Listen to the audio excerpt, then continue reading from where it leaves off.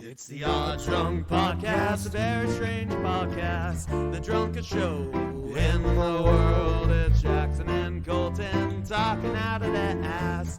We don't care as long as drinks are poured. Sometimes we have our friends here. We will talk about anything. We don't care as long as we have beer. And if you let that whiskey ring. The Odd Drunk Podcast. Yeah, I guess we should start recording. we've Right, been go on recording. about it. Yeah, No, but I guess we should Actually start start the the episode. yeah. Yeah. Uh, I don't know. How do we do this? uh, Yeah, welcome back to the Odd Drunk. You do it. ready? As 1, much or as 2, less enthusiasm that you want. 3. It's the Odd Drunk Podcast. Drunk Podcast. Hi, hey Jackson. You went for more enthusiasm. I went for less enthusiasm. No, but I'm excited for this. I'm excited for this episode. Definitely. It's been when we actually sometimes we just wing it on episodes. We did not wing it on this one. Well, we are we either winging it wing it right or- now, but are we just we did the work. We did the work for it. Are we just release a commentary and we're like, take that? Because Hey, commentaries are fun, but and they get good views. So yeah, for anyone that's listens, we're not visual yet. I mean, I can see you and you can see me. Yeah, and I'm sharing my screen, and I'm sure that's distracting. How do I get Zoom back open? But yeah, we're on Zoom again. We're just recording late. Didn't want to wake our roommates, aka our girlfriends. Yeah, when they got to work. When we're in the same room together, we can have a tendency to get loud. Yeah, even when we're not trying to. When there's a disconnect, such as Zoom. Yeah. It is kind of an awkward disconnect on Zoom. It's sometimes weird, but it works though. It works, and it almost feels like I'm in the room with you, but this is a side tangent. This can be one of our one bits of whatever.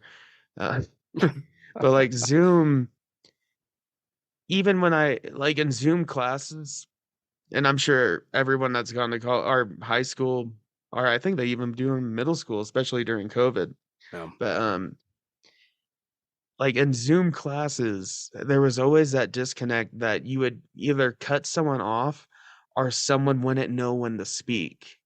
Yeah. Because lag definitely plays a part of that. There's lag. Luckily, we've not had too many issues with lag. No, I've upgraded I got a Wi-Fi booster in my room. Nice. Because my room is just a complete dead zone. Oh, I remember that. For the longest time. Yeah, it's probably the lead lining in the walls. Also, the asbestos. But luckily, also we're both used to talking into microphones enough that we don't. And we're not as awkward as some people are. We're still pretty awkward. Used to Zoom. Yeah. Had a lot of experience with Zoom, but it's on the other hand, though, in classes, sometimes Zoom was awesome because you could drink. Yes, and I will admit. But man, it could be so awkward in Zoom classes though, when no one answers, and then the professor, they have the power to highlight any individual and like put their screen up. And if you don't have your camera on, well, you're still going to get called out for that. But I knew so many people that they would keep their camera off.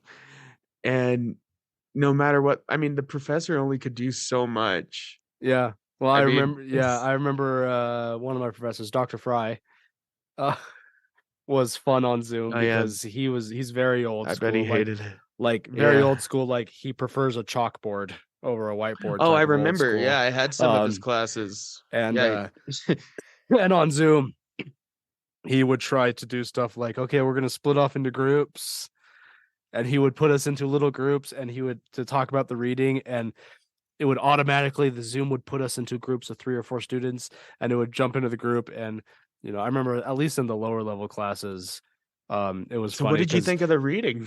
yeah, yeah, we'd put up in the group, and we'd all just sit there like, and eventually someone would be like, "Yeah, I didn't do the read," and then we all be like, You "Yeah, always me wait for neither." that guy. Yeah, Yeah, you always uh, wait for that guy. and then It takes a lot of. and then after a few minutes, the professor would pop into the group, and we would be like panic, be like, Mhm. "Oh, so," and try to pretend like we were talking about it. Yeah. Um, But anyways, yeah, we're it's back fun. on Zoom. Yeah. I It's a mean, I good can do tool. fun stuff. Zoom is a fun tool. It's a good, Oh, it's a useful great thing. tool, Yeah. and it's You're in San see, I'm at the Francisco now. yeah, I'm at the Golden Gate Whoa. Bridge now. Oh, a better one, Northern Lights. You're in space. Holy I like shit. this one. I like that one. That one's pretty sick. I'm in space. I- But yeah, so we're back with a series that we've been doing. We've done a couple episodes, video games in time, where we take a year and we look at the video games. Oh, nice. He's got Danny DeVito on his background. I mean, it's easy enough to record Zoom. I could screenshot it at least, but and just. I mean, you could Well, hide. I'm Danny recording. if It you want. records the video too. Nope. We just don't use the video. Yeah, because why? Why would you? Hey, Would want that. Zoom actually does make my editing process better because it splits our audio tracks into 2 Yeah, separate because Zoom's files. a separate channel. Yeah. So Yeah. and that makes Uh, the editing better. But anyways, yeah. So we pick a random year. We use a year generator, or just one we have in mind, and then we look at the video games that came out. If any of them were good, any of them we played, we usually try to play them prior to recording. Yeah. Familiarize ourselves. I think that's the best way to talk about games, is to actually play games. Yeah. I think a lot of gaming journalists forget that important part of the work. It's pretty entertaining when you see an article about like Easter eggs in a video game, and then every once in a while the writer will subtly drop that they haven't actually played the game. Right. They clearly just scrolling through the Reddit page. Mm-hmm. No, definitely. but yeah, we attempt to actually play these games, or at least the ones we can get our hands on. Yeah, and it is a little easier to get my hands on games thanks to you for the Ambernick. I still love it, still playing it. Yeah, let's which I've got to play a lot of Game Boy Advance games that came out this year. And the year we're doing, we'll mention that real quick. A shout out. Yeah, but it's mentioned in a previous episode. I don't remember which one. The Ambernick. Yeah, one of them. RG35XX is the model. It's a retro handheld. You can play ROMs and stuff on it. Yeah, it looks like a Game Boy, but you can play PlayStation games. PlayStation 1. It's a really, really solid handheld gaming device for if you're interested in handheld gaming and retro gaming. This thing runs like $55. It's like super cheap compared to a lot of other ones, and it's very solid. Oh, I take it to work all the time, on the go, just stick it in my pocket, coat pocket or something. It's a great throw into your backpack and forget about it type of thing. Yeah, and then you find it and you're like, oh, I can play some games. Yeah, I've sat at a bar playing on this. I've played Pokemon. Hey, this St. Patty's Day, let's go sit at a bar and just have some pints and play some. No, I a while back I walked into Starlight here in Durango, and I sat down and pulled this out and started playing Pokemon. Nice. Surprisingly, no one questioned it or asked me about it. They were just like, "That's normal." Why would you? Yeah, which is why I like that bar, because they mind their fucking business. True. Yeah, they do. That's something that only we would know. Yeah. Not the listeners. Unless you are in the area, then good for you. But I'm not telling you where we live. Not on this episode. I'm sure they probably figured it out. Yeah, we slipped it up on other ones. We live in Mexico. Yeah, of course. Yeah. Or do we? But so yeah, we have covered 2012. That was the first episode of video games in time. Then kind that of an year, underwhelming year, not the worst, very but underwhelming. A lot of underwhelming. sequels. Yeah, not a lot of new IP. It was just very mid tier. I think if we're doing a tier list thing, it'd be a C or maybe a B, a low B, just a B. I think we put it at C. There wasn't anything bad. Yeah, it wasn't like a terrible year. I It was mean, just kind of nothing really cool came out except but like literally Dishonored. just thinking about Dishonored, yeah, that was the best original IP. Yeah, yeah. But just thinking about that year, I cannot recall a game that I really care about. Yeah, that came out that year. The only one I could recall was Assassin's Creed 3. Not because I think it's a great game. It's not a great game. I just played the shit out of it when it came out. Right. Dishonored. One of the No, GTA wasn't out that year. Nope. We were still waiting. And then we also we were. And now we're waiting for the next one. For over 10 for 10 years now. I don't really. I mean, I'm going to play the next GTA, but I'm not one of the I just don't really care that much. It's gonna come out when it comes out at this point. Like it's just one of those. There's certain games that are like, this is how Starfield is right now. I have not gotten onto any of the hype. I've barely watched any of the gameplay or the trailers because I've just accepted I'm gonna buy it. Yeah, you don't need to. I don't need to. You don't need to waste your time. I don't need to waste my time watching trailers and stuff. I know I'm gonna buy it. So just when it comes out, I'll play it. Yeah. That's probably GTA 6. But the next, and then the next year we did was an ultimate classic year, 1991. Absolute S 91. Yeah. It was basically the breakout of the SNES, and we had Super Mario World. We had Link in Time. It's not technically the big, A Link to the Past. No, but it really kicked it off. It's not technically the beginning of the 16-bit era, but it's not 16-bit, but SNES. Yeah, it's not technically the beginning of the 16-bit era. That's the Sega Genesis in '89, but it really is when the 16-bit era found its footing and took off. Exactly. That's what I mean. That's when it kicked off, and Super Castlevania 4, Super Mario World. Toe Jam and Earl. I will. So I'm going to say right now, because it's relevant. I have played more of Super Mario World since that episode. And I think I was a little harsh on Super Mario World. I mean, a little bit. I never said it was a bad game, but I kept saying like I did have some criticisms, and I stand by my criticisms for the most part, but I have come around again and kind of been like, okay, maybe if we did that episode now, I'd be a little nicer to the game because it is a really fucking good game. Well, what I said, I basically just thought it's just a really good, solid Mario game, but it didn't really seem to do anything that really blew my mind. It was just a great Mario game, and that's all it needs to be. That's where I've come around on it, is that I think it actually really did push some stuff. And it's stuff that I played it when I was a kid a bit, and then I played it in preparation for that episode. But I was playing a bunch of games, so I wasn't like worrying about really exploring the game. I was just playing it as I normally would. And then recently I've explored it more, and there's stuff like,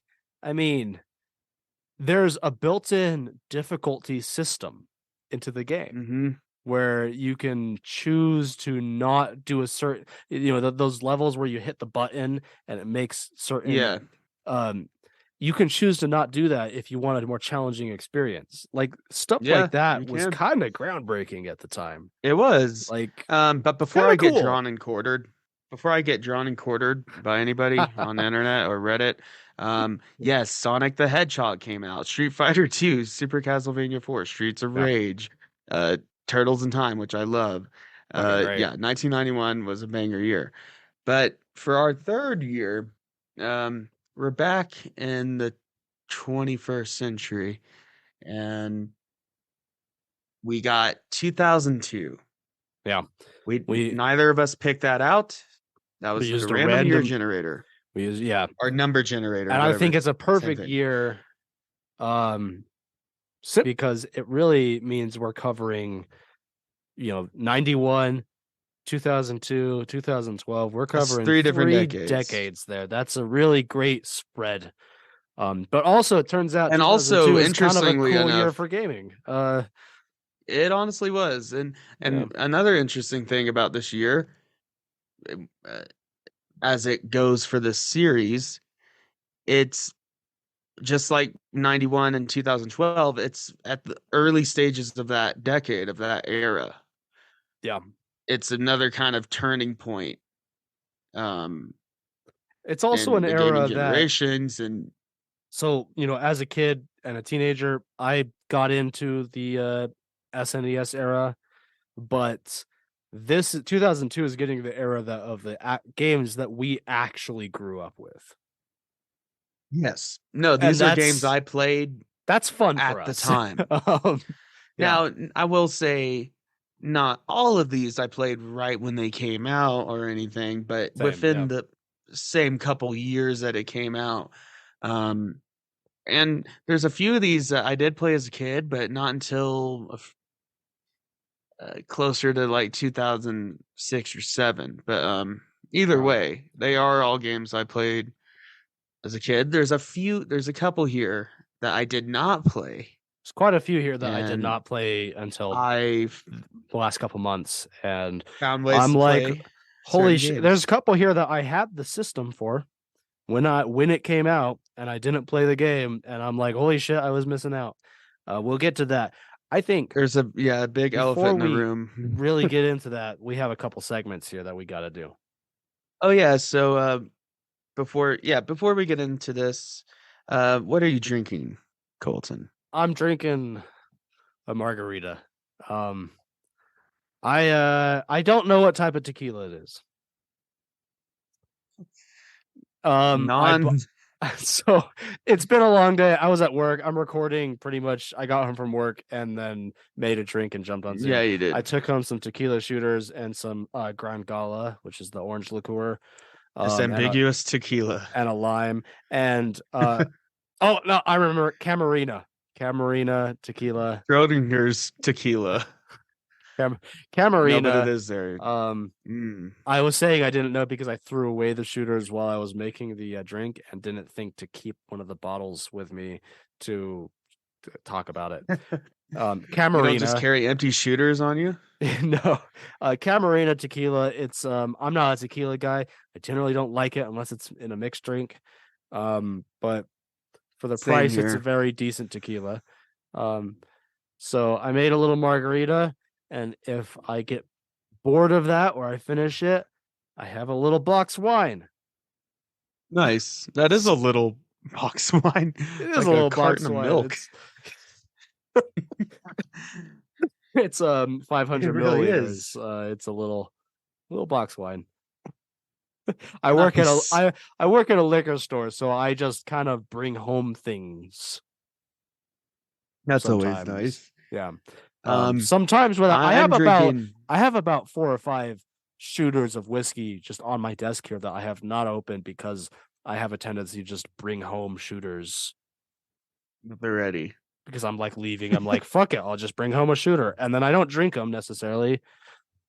Eventually I will, but eventually when you're desperate or, So this is one of those. I just brought home some shooters and I'm like, I could make a margarita. So I'm going to do that. There was a shooter of vodka that one of my friends got for my birthday.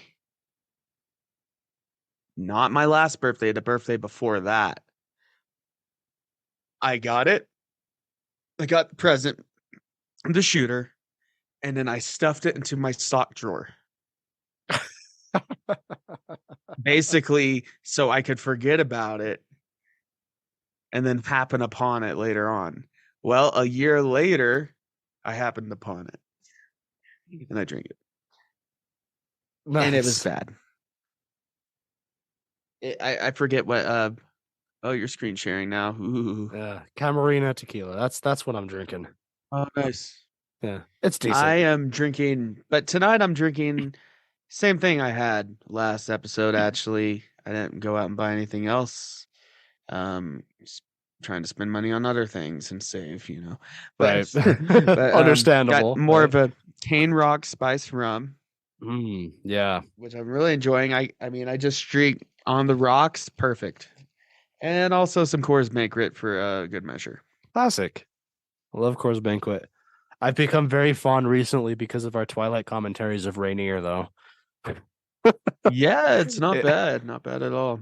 I'm drinking it in Charlie's honor. Yeah. But yeah, that's what we're drinking. And we've already decent drinks. We talked didn't go out our way, but I thought for gaming, the only gaming beer that we had at the store that I work at, was that Zelda one?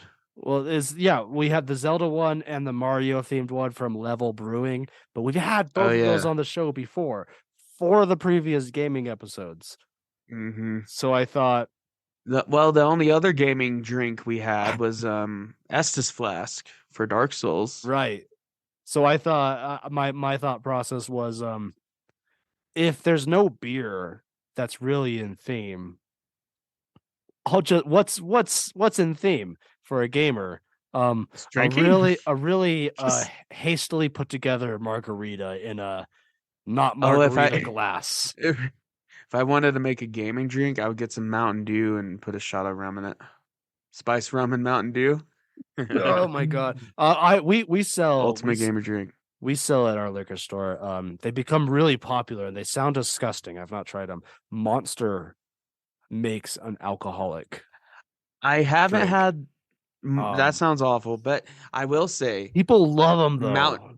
Mountain Dew has a hard well, it's not even a seltzer really, but they have hard Mountain Dew. I'm not joking. Mountain Dew just has a hard seltzer. It's hard Mountain Dew. Oh my god. And it tastes just like the soda, but it gets you drunk. I mean, it's that. That's bad.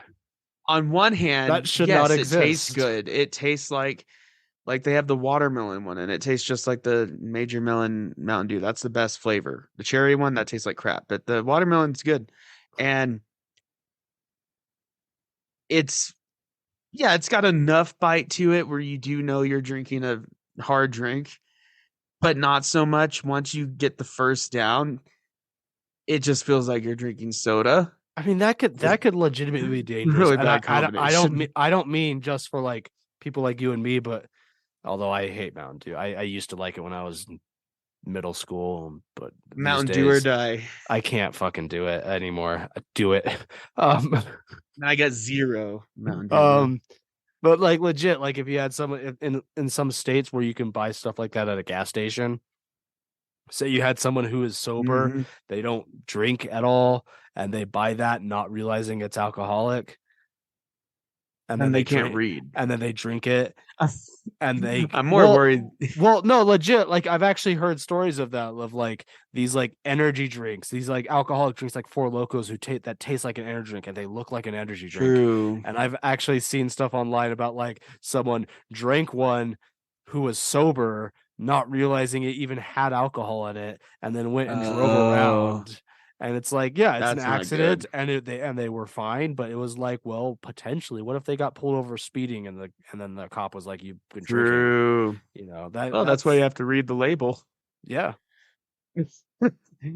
But let's get into our bits of news real quick, and then we'll get into this topic. Oh yeah. My bit of news is that I saw Cocaine Bear, and it's. Takes place in the 80s. Let me get the cast. It was insane in the best ways. It did not take itself seriously one bit. It was still on the premise that it's based on a true story, even though it obviously was a comedy. Well, dark comedy, I guess. But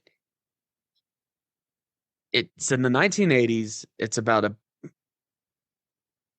just pounds and pounds of cocaine that get thrown out of plane by drug smugglers, lands in Tennessee, and a bear eats it. It's cocaine and a bear in the 80s. Everything about that is intrinsically rad, right? But Yeah. Ray Liotta is in it. Kerry Russell, Ray O'Shea Jackson Liotta? Jr. What? Yeah, he's in it. O'Shea Jackson Jr. That's Ice Cube's son. One of the guys from Game of Thrones. Eldon Einreich, Han Solo, Oh my or god. however you pronounce his name. But it's no, it was a lot of fun though. Like to waste your mind away at a cinema for 90 minutes. I mean, to get your money's worth. It's one of those movies.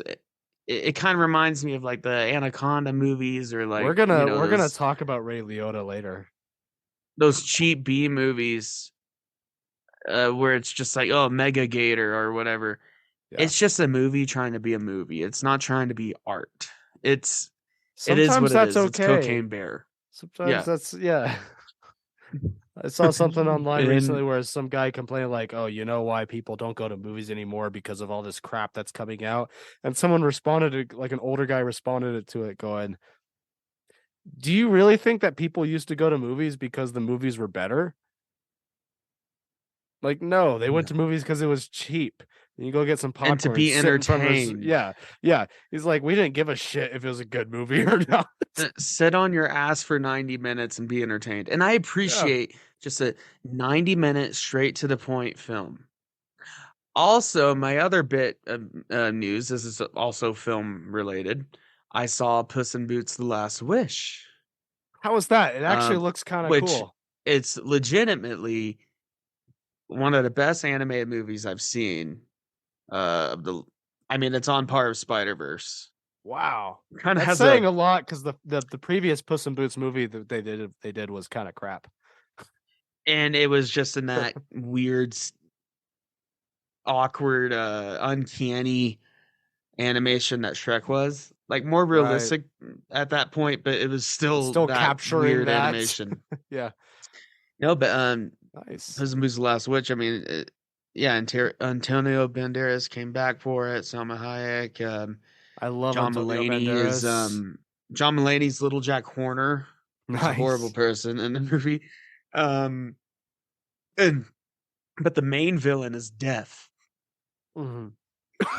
It's done really well, and it's just great animation, fun. There's bits where when he's fighting, it goes to 24 frames a second, like Spider-Verse. They definitely take stuff from that, but it has a unique art design. Like the backgrounds look like an oil painting, and some of the characters are shaded that way. But like on Puss in Boots, he still has like realistic fur particles and stuff. But it's like with that oil painting filter over it. It's really cool to look at, though. It's nice. A lot of fun. And that's pretty cool. It's hinting towards the next proper Shrek movie, which I assume is going to be done in the same style. I would love if I would hope so. Shrek. I think that'd be cool. But either way, really great movie. And those are two movies that are on the opposite spectrums of cinema. Okay. Yeah. Not just because one's animated and one's not. No, it's not really fair to compare that. But I haven't watched anything super cool recently. Although I just, while we're on this segment, I do want to say I have become very interested. This movie I passed off as sounding like it would be stupid the moment they announced it and showed any trailers, but I've seen more promo trailers and stuff, and I'm actually kind of being sold on it. Is the Dungeons and Dragons with Chris Pine? Kind of looks fun. It kind of has that energy of like a bunch of drunk friends playing D&D. Yeah, like, at least the main characters, like D&D party shenanigans. Yeah, the movie, like I'm kind of being sold on it. Like, okay, I can see this. I can. Makes me want to play D&D again. Yeah, we like haven't done really that in a bad. I while. miss it. Um, We we should. should do that again. We could hell, we could do it for a podcast episode even. Oh, We could definitely. record that over Zoom. I play D&D with Tristan and Gibson. Discord. Yeah, on Discord like a while back. Nice. Yeah. Anything else? No, I don't have much news this week. Okay. Well, let's get into this. So and if I change video my game- mind, that'll be a tangent. It will be. Yeah. I'll explain it when we get to it, when we cross that bridge. Anyways, video games in time. That's the name of the series. It's never changing. I don't care what you think. But yeah, 2002. What a year. What a era. Pretty Early damn good 2000s. year in games. Yeah. It honestly is. I want to make fun of it, but it's really hard to when it has good games like this.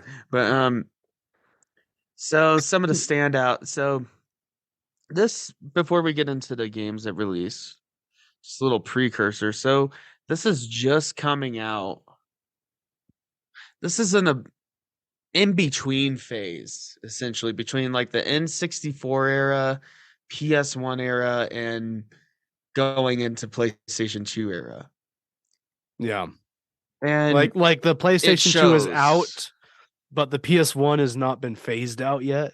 No, it's not phased out. But this is when 3D games weren't just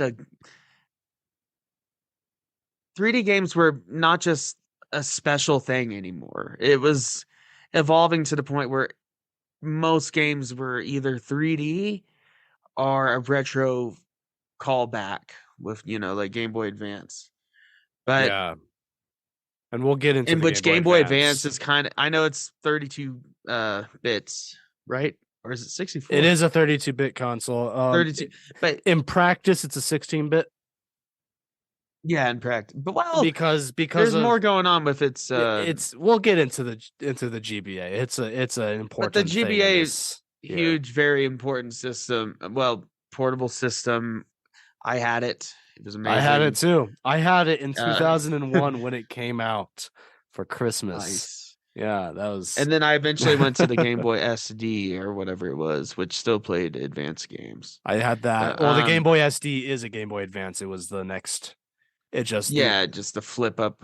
Some people say it's the better version. I am still very fond of the original form factor, though. I mean, it's just different. Exactly, it's different form factor. It didn't. The SB was better in most ways. Bigger flip screen or just a nice compact. The SB had a better screen. I mean, in many ways, it was actually just a better console, except for it was not backwards compatible with Game Boy Color and Game Boy like the original Advance was. Same way that the when the Nintendo DS came out, they did the DS and the DS Lite, and they were backwards compatible with GBA. But when the next DS version came out, they removed that.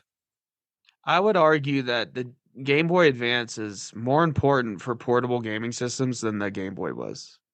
And I know heresy, right? Because the Game Boy was original, but the Game Boy Advance took that idea and that base model and expanded it where, well, obviously the original Game Boy was black and white, very rudimentary graphics, rudimentary sound. The only good thing about it was the fact that you could play games on the go. Yeah. And the original Game Boy had some great games too, though, but yeah. Yes. But then you get the Game Boy Color, and that takes it to the next step. Oh, now you can play games with better graphics and actual colors. Okay, great. But then you get the Game Boy Advance, and that's where it really felt like, no, this isn't just like a gimmick. This is its own legitimate system within the space. It changed it from you have a Game Boy and you're just playing these little games because you're on the go or because you don't have a console, versus the Game Boy Advance maybe you're had its own games that gave you a reason to play that system even if you had a console. Well, one of the best games, or possibly the best game of this year, was on the Game Boy Advance. at least in my opinion. Really? And a lot of people's opinions, actually. I mean, also another thing to be said is, again, like you said, this is the 3D era, and this is well into the 3D era. It's not a gimmick anymore. But it's still dominating. Nowadays, there's plenty of indie games that adopt the 2D platformer style, the Metroidvania thing. Or but 2.5D, This 2002 was an era. It was an error. Yeah, it was an error. It wasn't supposed to happen. It was an era where yeah. It was an era where AAA games were not doing platformers. They were not doing 2D stuff at all. No, that was phasing out. And the GBA, I mean, if you're listening to this and you like games like Hollow Knight, if you like Metroid Prime, if you like games like that, basically any Metroidvania, you owe the existence of those games to the Game Boy Advance, because the Game Boy Advance is pretty much, in my opinion, single-handedly responsible for preserving the 2D side-scrolling genre of video games. Well, yeah, it kept that genre, that medium alive well into the 3D era. Yeah, long enough for people to get over all big AAA games need to be 3D. Mm-hmm. And then they started making AAA games that were 2D, but yeah, I mean, I would say if it wasn't for the Game Boy Advance, it might be a lot harder to access these games. Yeah, I mean, so like Metroid Prime is the first 2D Metroid game. Since Prime's 3D, that's GameCube. Not Prime, yeah. Fusion. Metroid, not Fusion. The newest Metroid Dread. So Metroid Dread on the Nintendo Switch, which is a sequel to Fusion. It's the first Metroid game, that has been on a main Nintendo console since, that is a 2D side-scrolling since Super Metroid. Fusion. No, it's like on a main console. Oh, on the main console, since true. Metroid, Super Metroid, because all of the in-between games came out on Game Boy and DS. And Advance. Yeah. No, yeah, that's true. Since we're on it, yeah, thanks to Nick, I've been playing a shit ton of Metroid Fusion. It's awesome. And it is amazing. Not just the graphical. I love the look of, if a Game Boy Advance game is done right, 32 gig. I mean, not gig, but 32-bit.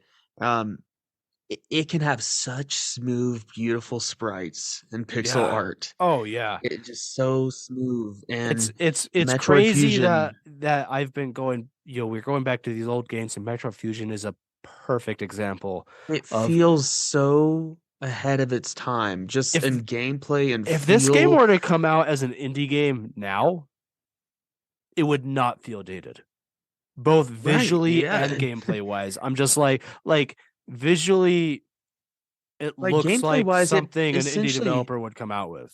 It essentially plays the same as Dread, and that's commending the developers of Metroid Dread, because they kept that feel the same.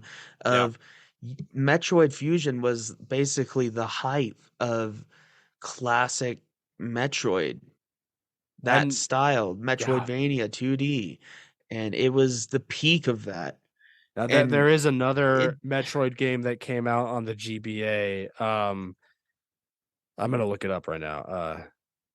And it came out the same year, or not the same year? No. Okay. Different year. 2004 came Metroid Zero Fusion. And now I understand in the Metroid fandom, there is an argument, a disagreement on which game is better, Fusion or Zero Mission. Or Zero Fusion. I have not played Metroid Zero Mission, but I will say Metroid Fusion is fucking awesome. It's just fire. It's, I mean, we're talking about it now because that's how the conversation just flowed. But otherwise, I would save it for later, because this is probably, out of all the games that came out this year, the one that in this replay, the last few months, I got the most sucked into. Sometimes you want to save the best for last, but Yeah, it's so good it's though. fun. Are they porting it to Switch? They might because Metroid they've announced Fusion will be the next. Yeah, you can get Game Boy Advance on Switch now. yeah, which is a Yeah, they're super porting it. cool. That's a really cool announcement they made. I think that's awesome. You Well, have to have the speaking of expansion Metroid, pass, but if you don't have the expansion pass, you'll get Game Boy and Game Boy Color games, which is still cool. But yeah, Metroid Fusion, like I spent, it was the saving rocks. grace for me. I spent back in January. I had to get my brakes done on my car, and I when it sat came out. yeah. Oh, sorry, go. Oh, I was saying I sat in a Jiffy Lube for 8 hours because they took fucking forever to do anything on my car. And I played Metroid Fusion the entire time. Nice. That's a great way to kill time. So, of the time, the reception. So, Nintendo World Report and Eurogamer called it the best 2D Metroid game and the best Game Boy Advance game so far. Game Informer described it as everything you could want from a Game Boy Advance game from beginning to end, giving it a perfect review score. Wow. Play described it as magnified, modified, and improved version of everything great from Metroid and Super Metroid. I couldn't agree anymore. I mean, Yeah, pretty much sums it up. I mean, I think this is a hint at If how I feel about the 2002 as a year in general. Of yeah, maybe it's not as defining iconic, as or 1991 iconic. was, but things like Metroid Fusion coming out, keeping the 2D side-scrolling Metroid games alive, and still being as good as it is and relevant, and and relevant is way more important than it might seem on the surface if you just looked at this game. so sales. Metroid Fusion sold over 1.6 million units worldwide. Its debut week, Fusion sold more than 100,000 units in North America. United States alone, its total revenues was 5.5 million, making it the third best-selling Game Boy Advance game that month. 10th best-selling game across all platforms. By August 2006, it sold 940,000 copies with revenues of 27 million. So it Also, I was no don't know if you slouch when noticed it came this to on, sales either. maybe this is just the ROM that we have on this Embernick. When you boot up Metro Fusion, before it gets to the title screen, under the little credits, it says Metroid 4. Yeah, Like, it's this is considered Metroid 4, isn't yeah, it? this is canonically like the actually Yeah. Metroid 4. Mm-hmm. Now it just so happens the same year there was another revolutionary game that came out. And I do guess want what? to I do want to ask you if you Okay. recall on Metro Fusion how far into the game you made it before we'd recorded this. I made it to the bit where you're in the electrified water and you have to like clear Okay. that all out. That's kind of where I got stuck. I'm not gonna lie. I got stuck on that for a long time. I'm just barely past you. I'm at the Okay. boss fight right after that. Or I Nice. I just beat the boss actually. It took me like Nice. 30 times, honestly. Like I got really stuck on that Oh, boss. it's a tough game. That's so but that's I have it speaking of booted up. Metroid, I have it booted up here right now. That's a sector 4 nice. I see your map. for those listening. Sector 4. Um And for those listening, definitely if whatever means possible that you have, whether you play on an emulator ROM or you just have a Game Boy Advance on hand, play this. Definitely yeah. give this a try. Even if you're not a fan of Metrovania, I'm sure you're gonna be surprised by this one. It's a But really another good, revolutionary game came out this year. Also Metroid. Nintendo's got 2 wins. This Metroid's one got I did 2 not get wins. around to playing. Metroid Prime. Yeah. Now, okay, let me preface this by the fact I didn't play the original Metroid Prime when I was a kid. I played 2 and mostly 3. I ended up going back and playing Prime around the time I was playing 3. I was like, well, I got to go back and play the first one. Mm-hmm.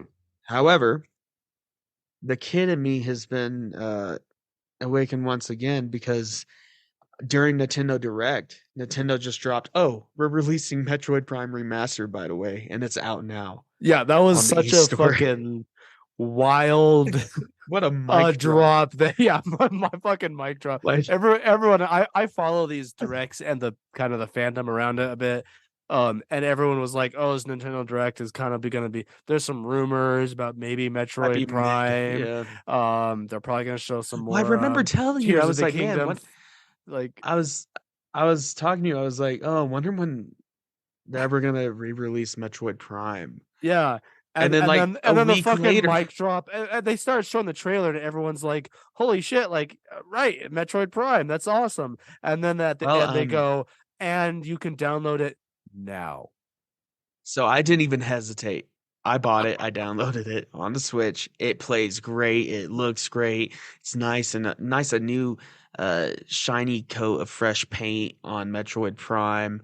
And yeah, it looks nice. It still plays the same. You can play with more modernized controls, but um and they have like a default controls, mixed controls, but I play with default and it's just man, this game means so much to me as a Nice. gamer because while I love Doom and I praise it because it was one of the first FPS games I played, it wasn't the first. It was Metroid Prime, or at least that series. I think the first one I played was 2, like I said. But Prime just it changed the way I thought about games. Like what a game could be. See, that's Because how I I feel didn't about play the first Halo. that's how I feel about Halo. That's how I feel about Doom. So when I say Mhm. you say like you respect Doom, you love Doom, but it's not the first. Mine is the same, except for where your Metroid Prime sits in there. For me, it's Halo. Halo I came a little for me, Halo came slightly after. I mean, it was around the same time, but well, let me put it this way. I'm sure I might have played Halo at my friend's house or something, but Metroid Prime was the first game I played by myself that I had in my home. mhm. That was FPS, 3D, exploring, yeah, linear world, but well crafted level design, and it just and it threw me off. It threw me for a loop, and honestly, for the longest time, it was one of the only FPS games that didn't really intimidate me. It just felt natural, and it was actually I may have played the original Metroid and Super Metroid in the past, like prior to this, Mhm. but to my knowledge, it is the first Metroid game I ever owned. That I ever played myself and own, and it's great. I mean, I don't know what else to I'm gonna tell say you. right now. So there's a few games on this list that even though I wanted to play, I didn't either. I wasn't either able to or didn't get around to. And this is one that I didn't opt to spend the money to buy the game on the Switch when they announced it. So Me, it I've was I've never played this game. And this is I'm gonna admit this. I've never played wow. any 3D Metroid game. I've only ever played the 2D Well, ones. it's time for you to Um, jump into it because Prime oh yeah. Remastered's out, and they are Also, the physical planning. copies are going for like $600 now, Yeah, which is fucking of the insane. original, No, and no, they I are mean I planning no, I mean of the remaster. a remaster. Are you Yeah, serious? like I'm gonna pull it up Wow. right now. Um, But and Prime 4 is coming out probably this year. I think that's why they went ahead, got the remaster out early this year to get hype for that series again and for that style of Metroid game. And it's still a Metroidvania, just in the okay, first person. it's calmed down. They're going for Okay. $60 on Okay, eBay. that's normal price. That's That's well, slightly over actually. well, It's it's actually 40. overpriced, Yeah. but Yeah, it's a little over. for a But few not great. minutes there, people were listing them for like six hundred But dollars. so Metroid Prime became one of the best-selling games on the GameCube. And yep, the GameCube, I love that system. It's one of the best systems one. I think Nintendo's ever made. I It's never just had one. fun. My cousins A had little one, intro bit. and my cousins had one, and every single time I was hanging out with my cousins, GameCube. That's all we fucking did, and it was awesome. I love that system. GameCube is just a dope ass system. Yeah. And wait, before I get into more of the stats, let me screen share with you. I gotta show you something. And if this ends up going on the recording, I don't care. You shouldn't either. It's fine. But Nintendo, just don't see this.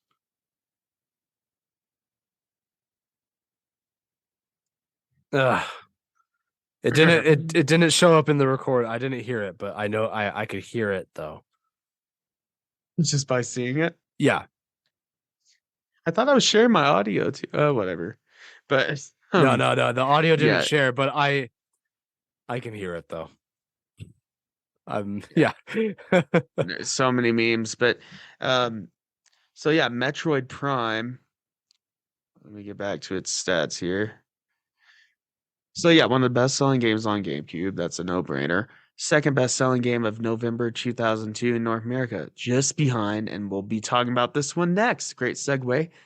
GTA Vice City. Sold 250,000 units in the first week. As of July 2006, the game has sold more than 1.49 million copies in the US alone and earned more than 50 million US dollars. Also, the 8th best-selling GameCube game in Australia. And I mean, it's respectable. That's and Nintendo at the time described it as not a first-person shooter, but a first-person adventure game, and I think that's a great way to explain it. Yeah, it still has all the Metroidvania elements, all the platforming I mean, elements, for being solving for puzzles. The GameCube being a console that honestly is probably Nintendo's worst-selling console, other than the Wii U. Yeah, which it's crazy because I have such fond That's memories of the GameCube, playing it with my cousins and stuff like that. Well, the GameCube was going up against Goliaths. When I actually look at it, PlayStation 2 and I see like Xbox, the GameCube was kind of not a failure, but like it wasn't a massive success for Nintendo, considering how great of a console it is and how many iconic games were on it. But some of a lot of the games were. Yeah. So that helped kind of build itself. But considering a console that was probably the least the worst selling console of its era, matching, only just coming behind Vice City, that's kind of a big deal for Metroid Prime. Wired ranked this game, Metroid Prime, as 10th in its list of the 15 most influential games of the decade for popularizing exploration. I'm sorry, I've been drinking and I'm tired. I've been up since like 7. Exploration, puzzle solving, platforming story among first-person shooters, saying that the game was breaking the genre free from the clutches of doom. Basically showing that first-person shooter doesn't just have to be... That sounds way more badass than it is. It doesn't have to just rely on doom. It doesn't have to rely on just being a shooter. There's more you can do with that type of game. You can do platforming, you can do puzzle solving, and along with shooting it. But it's just one of those games that will always be one of my fundamental foundational games. I mean, when you look at as a gamer, you look at modern FPS shooters. Take, for example, Doom Eternal, which I've been playing a bit on the Switch. Rad. My one-word review is rad. Yeah. That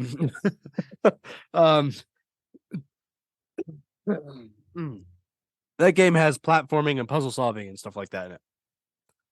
I mean, that's all stuff that the genre owes to like games like Metroid Prime.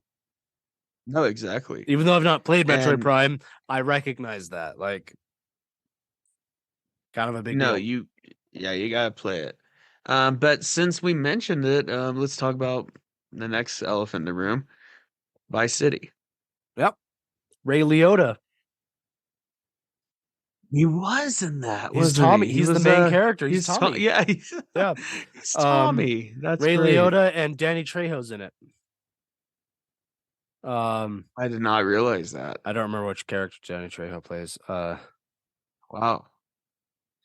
Umberto. He plays Umberto. He plays the guy that looks like Danny Trejo. Nice. Because I love so Danny Trejo's trademark. If you have a screenshot of that, you can please show me. Yeah, I'll show you. If you have any images. But I love that Danny Trejo's trademark essentially is that he's just always Danny Trejo. Oh yeah. Just in whatever he's in. So Vice City, I never owned it or had it in my house. Yeah, that's true. Yep, Danny Trejo. Yep. Nice. But it's I would play it at my friend's house or at my uncle's house because I wasn't allowed to play GTA at that time. Yeah, same, really. Vice City, from my core memories, Vice City was the most fun. Just the theme of it being in Miami and the neon and the 80s vibes, just one of my most favorable GTA games I've played as a child, someone not knowing what it is. I had never played Vice City until before this. Yeah. I had played. I mean, I'm not going to sit here and say I played it. I had played pretty much every other GTA game, except for the weird like spin-offs. And I never played 1 and 2. Chinatown or whatever. Yeah, never played any of those. But 3 and 4 and 5 and San Andreas, I played those to an extent, even if it was just at a friend's house. But I don't think I ever played Vice City before preparing for this episode. I've played San Andreas 4 and obviously 5 way more than Vice City. But I have more fond memories of Vice City. And I got the definitive trilogy on the Switch. I didn't bother getting it on PC or PlayStation because at that point it's a waste of money, a poor port. But on the Switch, it's fine. I've been playing it on the Switch. It's fine. There are issues, of course. Yeah, and they've made some decisions with considering it's on the Switch. Like I find myself being more forgiving. Yeah, I find myself being more forgiving of it. There's more of a novelty. If we ever get around to playing San Andreas, I own the original version of San Andreas on PC. And I've been playing the Steam Deck, so I can play it on that. The thing is, nowadays, you can't buy the original versions of the game just at all. Not digitally. Unless you buy it on eBay or if you ripped it somewhere. So like the definitive edition is just the only version you can play. I don't know. There are issues with the definitive edition. I think some people blow it out of proportion as like they're like, this is one of the worst ports ever done. I'm like, I mean, it's definitely not a good port. I think you have two camps. I think you had the people that were expecting like remake quality, like in the GTA 5 graphic style and everything. Yeah. And then you have the people that were like, why even remaster in the first place? Yeah. But there's not a lot of people that are like, oh, it should be remastered, but they shouldn't do it realistic. It should just be a cartoony vibe. And they definitely made a decision by... I will say, I haven't played the definitive edition of San Andreas. Well, Vice City, for example. With Vice City specifically, and I might feel differently with San Andreas if I get around to playing the definitive edition version of that. But I think it works best for Vice City, and that's what most people say. I was gonna say Vice City. I don't mind it because here's the thing: is that style. People are colorful, people vibrant. Are upset that like they're like GTA. Yeah, it can be goofy, but it has its serious moments. It should have serious graphics. I'm like, well, like Vice yes City's and always had it. no. Like, Vice City's always had that more vibrant, saturated look to it. yeah. San Andreas has more of a yellow, kind of a warm brownish tone to the whole game. Three's very just grays and cool colors, and then four is extremely gray. That was during the Brown gray even. and Yeah, brown. the brown era of gaming, which is a thing, definitely. New Vegas is a prime example. Resident Evil 4, very brown game. Yep. Very brown color No, palette. but Vice City though, I mean it's kind of a cool color tone, but not like cool in the not like gray cool, like blue cool kind of. It's well, and like I said, saturated and garish. Yeah. But in a fun way. I mean, It's a here's the fun, thing silly game. with GTA in general. I think with the exception of the only two exceptions would be I think GTA 3 and 4. GTA is a goofy fucking series. Oh yeah. Super goofy. So when people are like, "Oh, I don't like this art style. It's too goofy." I'm like, "Do you know what game you're playing?" Right. Like it's GTA. Like it's never the only exceptions are GTA 3 because GTA 3 had no personality at all. No, it was just Um literally just 3D GTA. I The know first some one. people love GTA 3. I don't. It has no fucking personality. Yeah, at the time it was great, but It's stupid fun, but there's no personality there. And the other exception no. being GTA 4. Because GTA 4, I would argue, is the most dark, serious of the entire series. And but even GTA Yeah, 4 and has its goofiness. It's just that no, it 4 definitely grounds does, but you. It's just that GTA 4 grounds you with Nico Bellic being the most grounded, serious, dark character of every the series. every Pretty time I much. played 4, that GTA 4 is the game that kind of scared me and made me paranoid the most playing as a kid. It felt just so much it felt real to me. It felt like the real world to me in a lot of ways. Just the brown color tone, the dingy streets of Liberty City. It just was gross, grimy, and just But it felt a even little all GTA too 4 real has as a its kid. silly stuff though in it. But Vice City, that Vice was City, one even as a kid, I would play that and just have so much fun with it just because of the whole vibe of it. Vice City is the epitome of the silliness of GTA. San Andreas kind of falls in between those I think two. the only other game that comes close to the silliness of 5. is 5, yeah. San Andreas, I 5 think, hits the gets sweet spot of it's silly but touches on some serious and it's topics, also gritty and real you and know. whatever. Yeah. But Yeah. I mean, so But here's my quick review of Vice City as someone who had never played it before. One, it was a lot more difficult than I expected it to be. It's kind of there are moments in the right. game where it kind of throws a lot at you at once and goes, just fucking deal with it. Which on one hand, in some cases, just felt like bad game design. But on the other It was hand, only the second 3D GTA game, right? yeah. So in certain situations, it felt like For bad San game Andreas. design. But on the other hand, in certain situations, it did feel good though. It was kind of a nice challenge at times. So most reviewers of so it didn't get quite the esteemed score that some people would maybe think it did. Got about 7 or 8 on most sites, and most people admired the graphics and the engine and the lighting and everything. But I can't comment on that because I've never the played the original. controls and the gameplay is what I noticed most that reviewers seem to disfavor. However, it's the worst controlling GTA game I've played. well, you're playing the better version of it Yeah, and even that. with more modernized. Well, it's more San Andreas style controls. But even then, I really felt like It's awkward and controls janky. were kind of awkward. Yeah. It's awkward.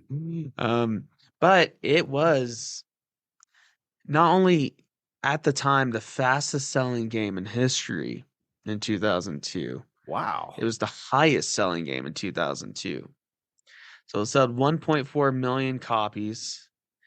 And by 2004, it sold 5.97 million. And by 2007, 8.2 million. Wow. And holy shit. Just by It's pretty 2006, good.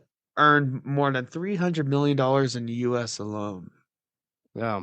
Wow. And it was ranked as the highest selling game launch for PlayStation 2, Xbox, or GameCube between January 2000 and 2006 in the country, beating Grand Theft Auto 3 and San Andreas. Wow.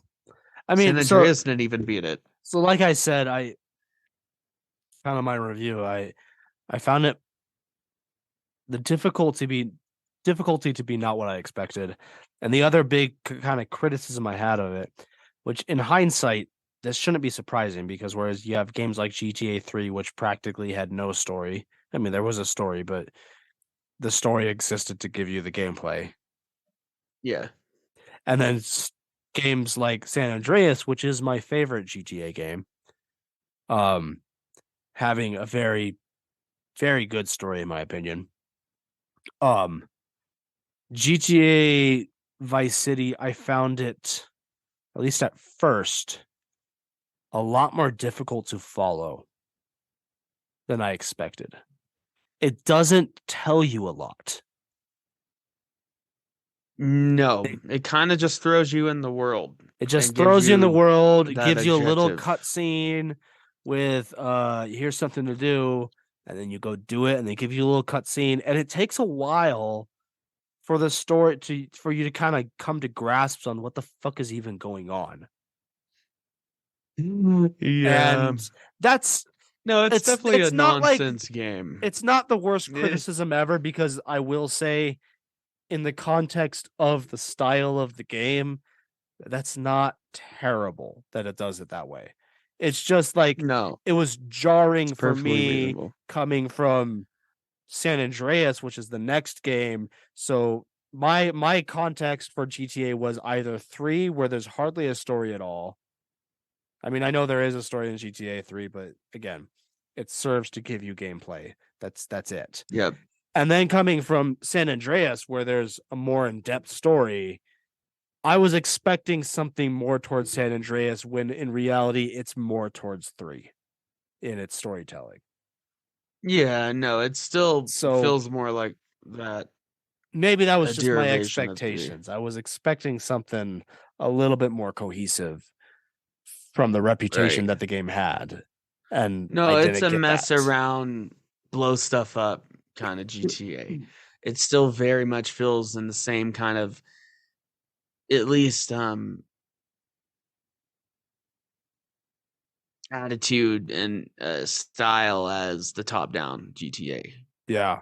On the other hand, though, Vice City is a fucking great setting, and I hope they visit it again. That's what a lot of people want GTA 6 to be, or think that'd be GTA awesome. 6 is. I would love if they did Vice City again. That'd be so cool. Yeah, that'd be great. Yeah. Return to it the same way they returned to, Los Santos with GTA 5. I mean, makes sense. All right, I might return to Liberty City. I don't know. I hope they do Vice City. It makes sense. They did. It's a pattern. They did Liberty City, Vice City, San Andreas, and now in the new era, they've done Liberty City and they've done San Andreas. So what's left? They should do Vice City. Yeah, I guess GTA 4 is the beginning of that new era, isn't it? Yeah, kind of the 3D era, HD era. Yeah, or the HD era, yeah, or whatever you want to call it. But moving on to another Goliath this year, and also very cherished for in my childhood, Super Mario Sunshine.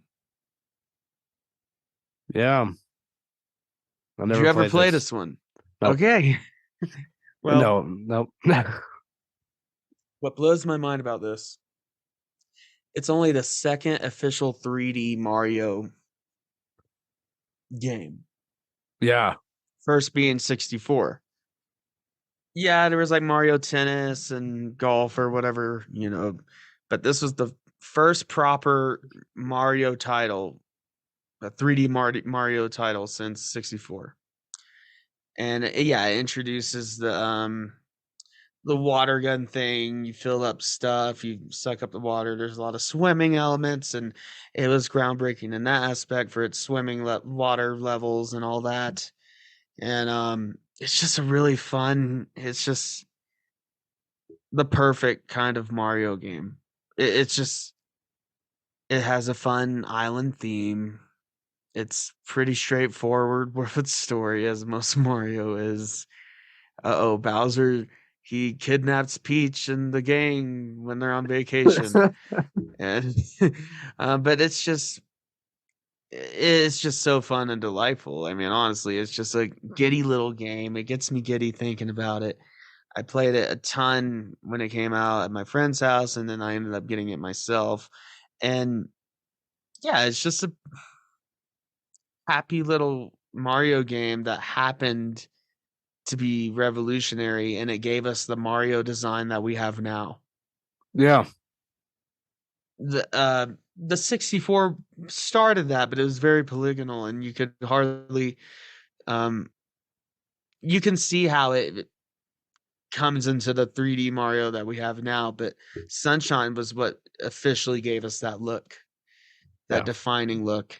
And then the same developers, Sunshine, would go on to make Galaxy and Galaxy 2 and the best 3D games of the best 3D Mario games. Yeah. And it was included in the Mario 3D Legacy Pack, or what's it called? All Stars? Oh yeah, All Stars. I never got which Nintendo doesn't sell anymore. I missed I out. got it. I got the physical copy on sale for like $20. I because remember they just had to get rid of it because Nintendo was taking it off the shelves. This is one of those times that I regret not so buying fucked. something, not just because I missed out on it, but because you warned me.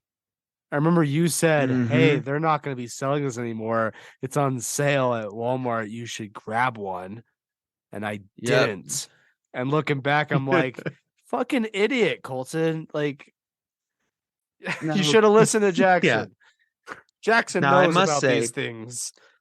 I played mostly Galaxy and a little bit of 64 and touched Sunshine a little bit. It's not because I don't obviously I love Sunshine, but it was still kind of in that I didn't play it.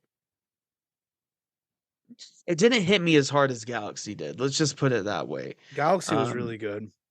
Galaxy just changed the game, but have you played Odyssey yet? I've played Super Mario 3D, the 3DS one that was ported to Switch with Bowser's Fury. Yeah, that's the latest. That and Mario Maker or Super Mario Maker 2 are the latest Mario games I've played. I have not played Odyssey. Play Odyssey. I've watched you play it. I remember there was like a Dark Souls level. Yeah, there's a level you fight like a dragon. It's like a Dark Souls game. It's weird, but it's legitimately a fantastic game. And it's the true like kind of continuation of Sunshine and Galaxy. Is the next one in the series is Odyssey. Yep. Yeah. Well, yeah, Galaxy 2 and then Odyssey, right? Oh, Galaxy 2. No one talks about that anymore. It's a good game, but it's just not remembered well. We don't talk about Galaxy 2. But yeah, I mean, it was praised for its, graphics, soundtrack, puzzles, platforming, all that. However, some people, complain that because this was during the era, and 64 started this, it kicked it off, and then when you get games like Banjo-Kazooie and that one satirical one, I forget what it's called. It's the one with the squirrel.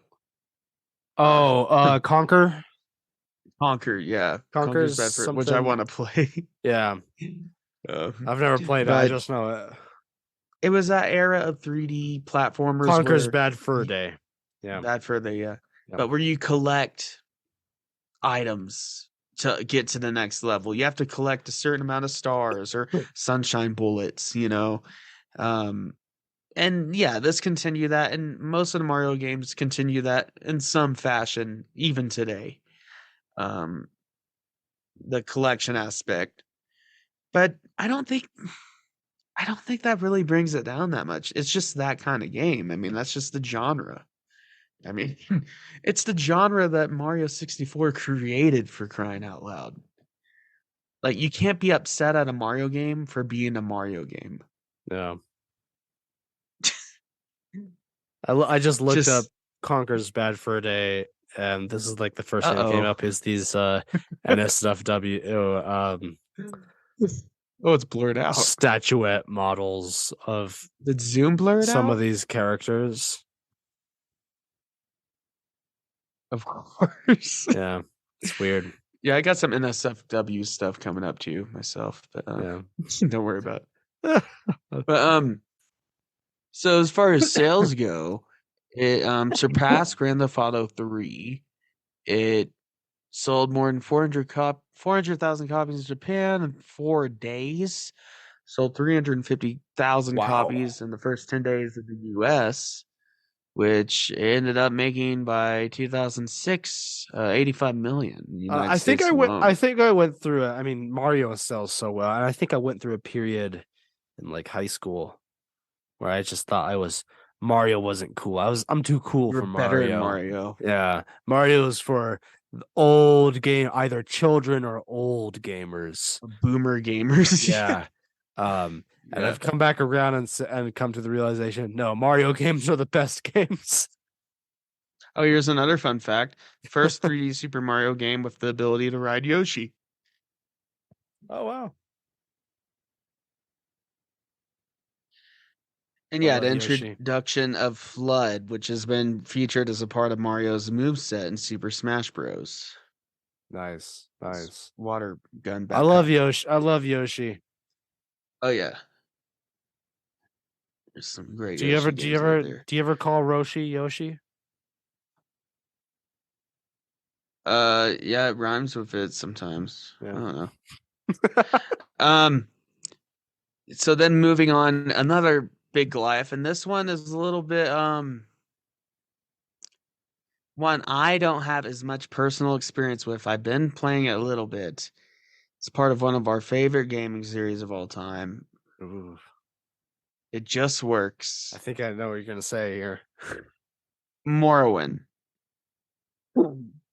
Elder Scrolls 3 Morrowind. I love it. I'll let you run off with this one, and then I'll tell you what I think. It's fucking awesome, but it's unforgiving as shit. Like, it's so I only kind of got into this game like a couple years ago, and admittedly, I've not gotten into it in the level I got into Skyrim. Like, I don't have hundreds of hours into it, but I've done different playthroughs on different systems. So I've done on PC. On PC, there's OpenMW, which is a kind of a. That's what I run it on. It's a fan-made engine that's designed to run Morrowind. So it's Morrowind, it's a game changer without all of the. You can actually run it. Yeah, it's Morrowind without all the issues of the creation engine. And I've even played it for a while. I had trouble getting. I can run Spider-Man sometimes, the new one. If I lower graphic settings just a little bit, I like 100 frames per second or more. Mm-hmm. And with the wide view and everything. Morrowind on the original engine, on the creation engine, just through Steam, I could hardly get it to run 30 frames a second. You just can't. It just doesn't. It just doesn't do it. It doesn't work. But on OpenMW, yeah, I can run at like 120. Yeah, OpenMW, you'll never have crashes. And for a while, it's outdated now, so it doesn't work as well. OpenMW had an Android port. And I even played it for a bit. You could get Morrowind on the phone. You could get Morrowind running on your phone. Nice. Which was awesome. So Morrowind, I mean, I guess the main things I'll say about it is For people who are used to like other the later Elder Scrolls games, so Oblivion and Skyrim. Yeah. The two things that really I think make Morrowind stand out from those is the It's an fact that RPG. yeah, it's all about your stats. Yep. That is the game. One, you literally get rolls on every hit. Yeah, You rolls don't on land every hit. And well, if you build your character right, you will land every hit. Yeah, but starting out, you don't. You probably don't. Well, you can make it really good starting out, but the first time you play it, you don't know that. And that's exactly some of the fun of RPG video games is that you don't know how you're making your character the first time. I think it's part of the Morrowind experience to build a shit character your first playthrough. and then realize halfway through the game that your character is shit. And the other thing is that Morrowind takes a hardcore approach to exploration and to quests in the sense of you actually have to listen to the directions. Yeah, there's and follow those. There's no markers. There's no compass or mini map. Yeah. No, none of that. And you can get stuck in a situation in Morrowind where you just can't get out of it. You can find yourself in a dungeon where you're just like, there's no escape from this. I just have to load or hope that I saved a separate file earlier in the game and can load that because I fucked myself. It's revolutionary. It's Bethesda's first foray into the 3D realm.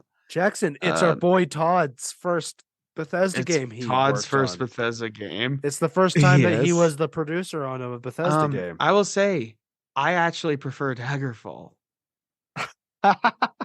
I'm serious. Nice. Well, not prefer, but I enjoy maybe a little bit more the nostalgia of Daggerfall. The DOS graphics and Daggerfall. I run it on Unity though. I have Daggerfall on Unity. That's a great Daggerfall, especially if you run it on Unity. Is a really fantastic game that I don't think enough people give attention to. No, but Morrowind, it's obviously a way more compact, dense map. You're not even in the whole province of Morrowind. Just the island of Vardenfell. Yeah, you know about the lore. I like Morrowind. It's a good game. There are issues with it. I prefer, but it's a prime example of having a lived-in condensed map. And I must admit, I haven't been playing it vanilla. I've been playing vanilla plus. I haven't changed anything gameplay wise, but I've been playing with graphical mods. I have a mod that uses AI enhanced textures. It's the same textures, just enhanced by AI. To be totally honest, clear. So there are some games that I say if it's your first time playing, you should play it vanilla. Skyrim is one, for example. If it's your first time playing it, play it vanilla, and then once you get, at least you don't have to beat the game, but once you get comfortable with the game, then start installing mods, right? Yeah. Morrowind's not like that. No, just look up a mod guide, say these are the mods you should play with, and install them and play the game. Like don't bother with the vanilla experience. There's a lot of issues with the vanilla experience. Well, I feel like the patch is just vanilla, right? Vanilla plus. Well, there's little things like in the vanilla experience even now, with the DLC. There's issues with that. So there's a DLC regarding the Dark Brotherhood where they will attack you while you're trying to sleep. Now that activates pretty much immediately when you start a new game. So which means from level 1, there is a chance you will, when you try to sleep in an inn or something, that you will be attacked by a Dark Brotherhood agent who you cannot kill without console commands because you're level 1. I did not know that. It's not like common. That's just, but it's a thing that can happen. Like, of course. But OpenMW, I mean, even just installing OpenMW fixes. So if you're playing vanilla without OpenMW, you would probably have to install about 15, 16 mods to get it to work just to run just as well as OpenMW. Yeah. And OpenMW does most of the work for you. OpenMW has some built-in options like making that Dark Brotherhood thing like not happen as much. Yeah. Like it has a ton of options. Yeah. You can customize the game loadout however you want, or difficulty, everything. But yeah, I got some enhanced textures, but aside from that, yeah, I run it from OpenMW. Have a couple other like quality of life mods, UI mods, but very simple stuff. And yeah, I've seen combat mods where you land every hit, where it plays more like Skyrim or Oblivion. I think that takes away from. Yeah, I wouldn't want to use that. I've tried those. It doesn't make breaks it the gameplay loop because the gameplay loop in Morrowind involves the stats for your character. Yeah, you have to build. It's all about how you build your character. That's the entire game. I mean, another thing, the main thing from Morrowind that I think I've actually seen in some more recent games. So like Assassin's Creed Odyssey did this, or it had an option for you to enable this. In Morrowind, it's all exploration based to the point of when you're given a quest, you are basically given to the point where on the PC version, there's a built-in journal in the menu where you can type out stuff like notes because you're expected to pay attention to where you're supposed to go. And you're expected to follow those directions, and there's no quest markers. Yeah. You're just told go here. So you have to actually look at the world and say, okay, and follow the directions to get to where you're supposed to go. And that's funny because continue. When I first got Skyrim, I made an effort to use the physical map when going anywhere. And then I quickly stopped doing that after the first day of doing that. So my first just use the end game markers and everything. My first playthrough of Skyrim, there was the aspect ratio on my TV with my Xbox was slightly off. I didn't know there was a compass. Seriously, it was the aspect ratio on my TV was what so cut you're off. Playing at Morrowind style. I was playing at Morrowind style. It cut off the compass. I didn't have quest markers unless I actually pulled up my map and looked at the map. I think that's a good kind of balance. Like if you can pull up the in-game map and look. Still had a blast with Skyrim. It was great. Right, yeah. But Morrowind does that, and there's some more recent games like Assassin's Creed Odyssey has an option where it doesn't tell you exactly where on the map to go for your next quest. It'll say you don't have to take notes yourself; it'll take notes for you.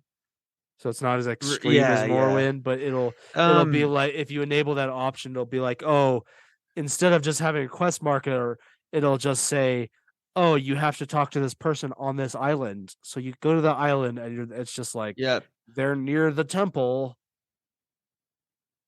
So you have to just go find them. Odyssey does it well. You have to figure out where the temple is and find them, which is, I mean, I think it's a feature that RPGs like Morrowind used to do more. They fell out of favor for the sake of accessibility. And in the last 5 years or so, some games, not all games, not enough games, have kind of latched onto that. Elder Scrolls games. This is a really effective way to get immersion into the game. Yeah, well, and that's kind of what's the divide between some Elder Scrolls fans is the hardcore RPG fans that want it to be like Morrowind.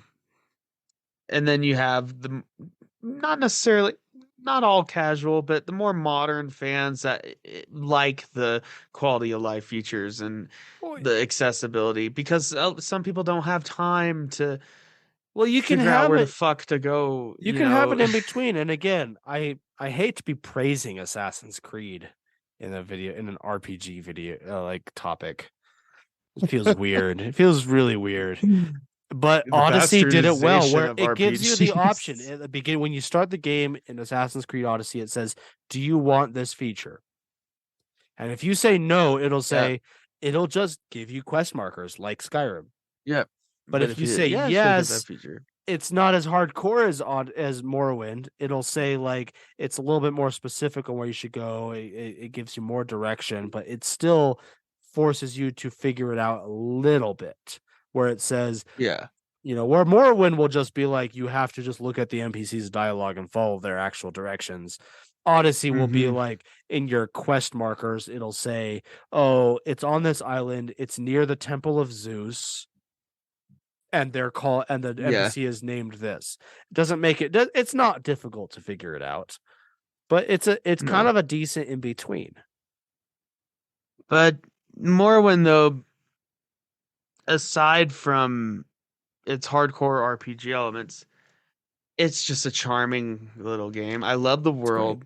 Yeah, I love the setting. It's unique. It's not just high fantasy like Oblivion or it's the first Viking. appearance of Maik the Liar. Yeah, yes, it is. But it's Um, not basic. Like Oblivion, extremely basic. That's just high yeah, fantasy. Oblivion. Skyrim, While Oblivion is great, it is a good game. It's my least favorite of the three that Elder Scrolls I fans would argue say about. Skyrim's a little bit basic in like terms of its world, but it's more fun. I Viking think stuff I is think always going Skyrim to be is more most fun. basic in its gameplay, but it's a little bit more unique in its world. In its world, yeah. Yeah. But Morrowind, you're in this weird alien environment.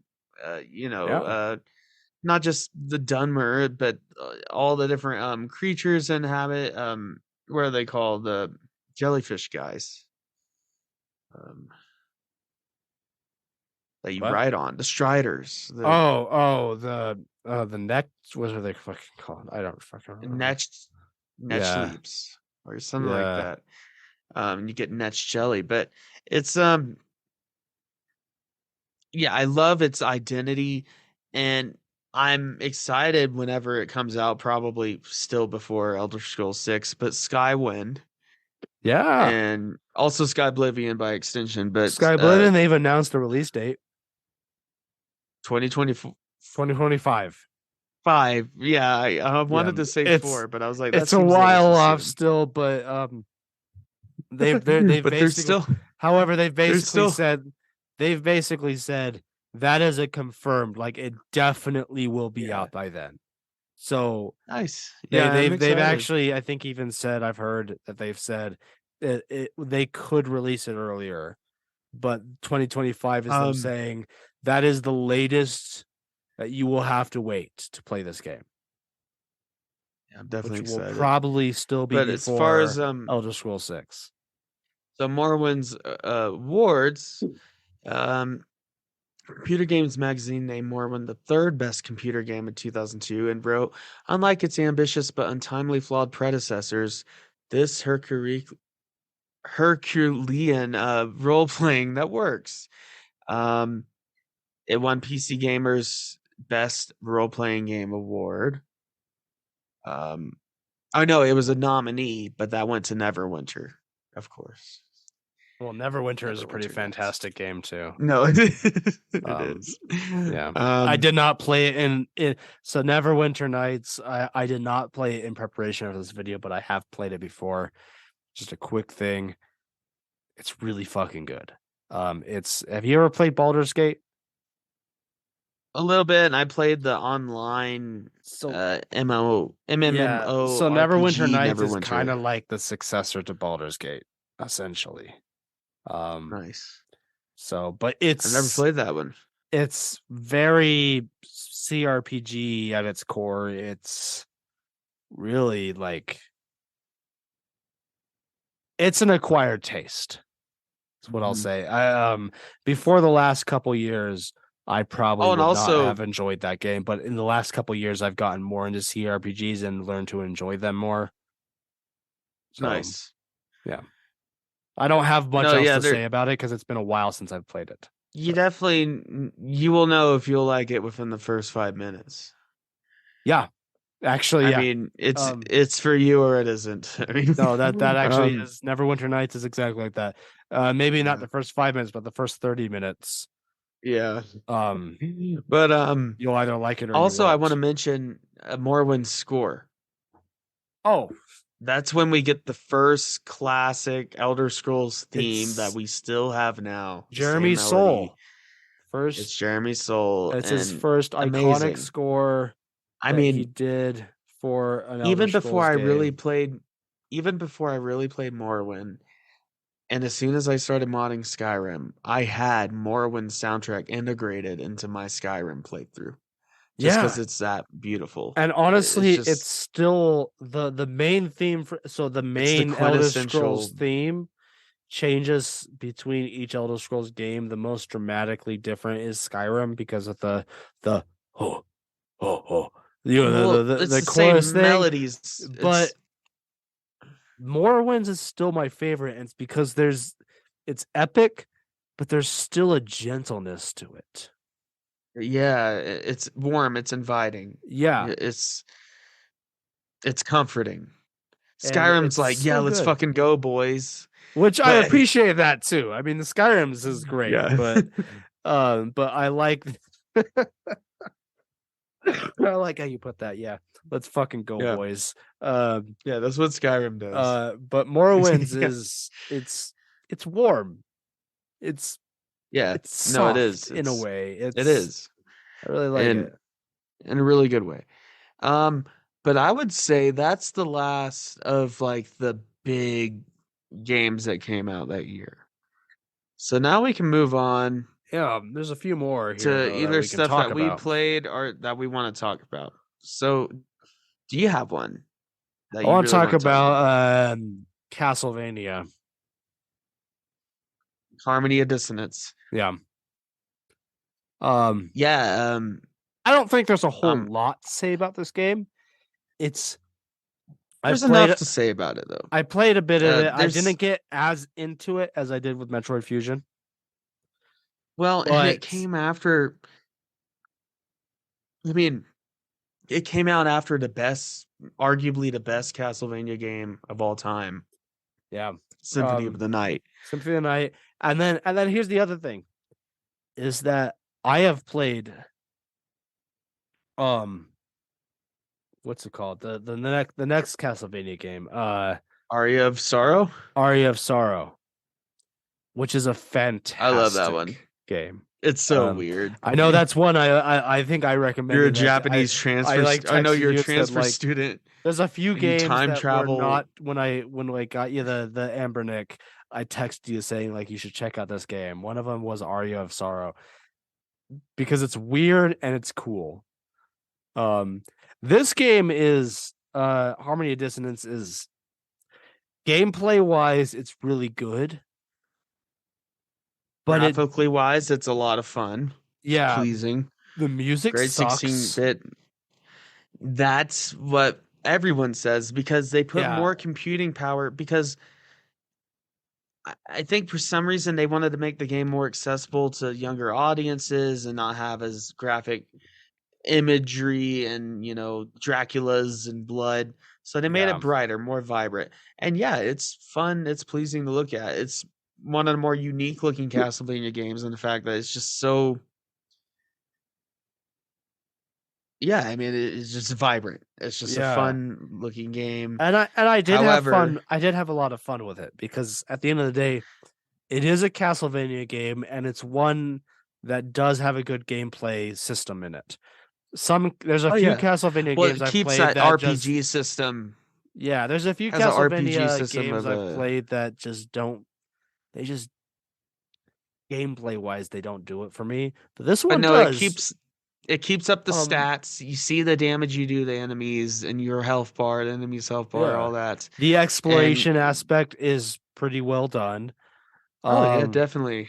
But the audio. And I think the audio is the biggest. This is a game that made me realize that audio has 8-bit audio. Audio makes a bigger deal than it is a bigger deal than most people realize. Oh, it plays a huge part of the feel of the game, and I really just struggle to be invested in this game. Well, Castlevania, I've always loved Castlevania for its soundtracks. It's epic, Victorian, Gothic soundtracks. It's so good, yeah. But then you get to Harmony of Dissonance, and I guess that's an accurate title because there's practically it's not pleasing to listen to. There's practically no soundtrack at all. Basically, yeah, I mean, it's weird. It feels weird as you're playing it, especially it's off-putting. Like maybe it kind of contributes to its eeriness. It's like, kind of creepiness. Maybe if this was your first Castlevania game you've ever played, you might enjoy it more. But I have certain expectations from a Castlevania game, and this game is made me realize that part of my expectations was music and sound design. I think I had ignored that, kind of put it aside, been focused on other things more until I played this game, and I made me realize holy shit, the music and sound design makes a difference in how much I'm enjoying the game way more than I realized it does. No, it's very important. And here's a little bit of reception. So GamePro called it fun action game and fun Castlevania game in its own right. Improved graphics of Harmony of Dissonance, especially the backgrounds, 3D effects, multi-jointed bosses. It received praise from reviewers, and this is on Wikipedia, by the way. Called them plentiful and visually stunning. However, everyone unanimously agrees that it's easily the worst Castlevania soundtrack. And then one reviewer said that it just felt like an in-between game copying off of Symphony of Night until we get to the better one, Aria of Sorrow. Yeah. And it kind of is that, but there is a charm to it. I mean, it's not a bad game. The 8-bit, it's not. The 8-bit soundtrack, it actually gives it a creepier vibe sometimes. I mean, because the way I think about it is I'm being kind of hard on it because, I mean, also with this Ambernick device, we have Symphony of the Night on here. Yeah. Which we get to play that. Probably, other than Super Castlevania 4, the best Castlevania like right game. Up. Yeah. I mean, and the last episode we played Super Castlevania 4. So we're going from that into this. So we're going we're being hard on this game. If this were 2002 and I had a Game Boy Advance and I had this game, I would likely be very pleased with it. I'll tell you, we wouldn't be on Zoom right now if it was 2002. That's true. Podcasts? What's that? Radio, that's what it's called. Yeah. Or news radio with Joe Rogan. Yeah. But if this were 2002, I would and I had a Game Boy Advance, I had this game, I'd likely be very pleased with it. Oh, yeah. But it's now, still fun. But just comparing it to the other Castlevania games, it just doesn't. And I think it's mostly the sound design and the music. It just doesn't draw me in as much. The gameplay is there. It just doesn't draw me in. Like, if I could play this or Aria of Sorrow, I'd play Aria of Sorrow. Absolutely. Yeah. A game I played that you probably didn't play. I played Godzilla Domination on the Game Boy Advance. I did not play that. And there's some. It's a fun Godzilla beat 'em up. It has actually fun graphic style, kind of a cartoony look to it with the sprites. Simple, but in a good way. Vibrant, colorful, fun. And it's good enough beat 'em up gameplay. You can play 2-player with the computer and stuff, but you only get 6 monsters. Okay. What monsters do you get, though? You get Godzilla, of course, Mecha Godzilla, King Ghidorah, Rodan, Mothra, and Dagon. No, not Dagon. That'd be pretty crazy. Megalodon. Okay, that's a pretty solid selection of monsters. And then I think you can unlock Mecha Ghidorah once you beat the campaign. But Okay. So yeah, I've been playing it. I've been having fun with it, but it's got a really funny aspect to it, and that's in its one of its characters. So I can see your it's screen sharing now. Yeah. yeah, I'm screen sharing. I want to show you this. But yeah, one of its characters, she wears like a crop top always. She's a news reporter, Well, this and is 2002. it's 2000. It's so So 2002. It's so of its time. You see it? Okay, yeah. So that's how she first appears, and then even in the Antarctic level, Oh my she's wearing a God. crop top jacket. Jesus, that's funny. I That's almost want kind to of put this on our Instagram just for the you should post. probably save one of those. Yeah, I, that'd be good. yeah, and of Uh, course there's NSFW artwork made of her of course. propping up, but and yeah, if you want to look at what the game looked at, Uh, that's what it looked like. I'll have to Um, check this game out. It's on the GBA, right? and you get to smash buildings, and yeah, it's on GBA, and Okay. it's pretty fun. You get power moves, and you can throw monsters across cities. That's fun. I mean, This is a game I that never played before. I sounds just just like a played it fun because game. I saw it came out in 2002, and it's a Godzilla game, and I was like, hell yeah.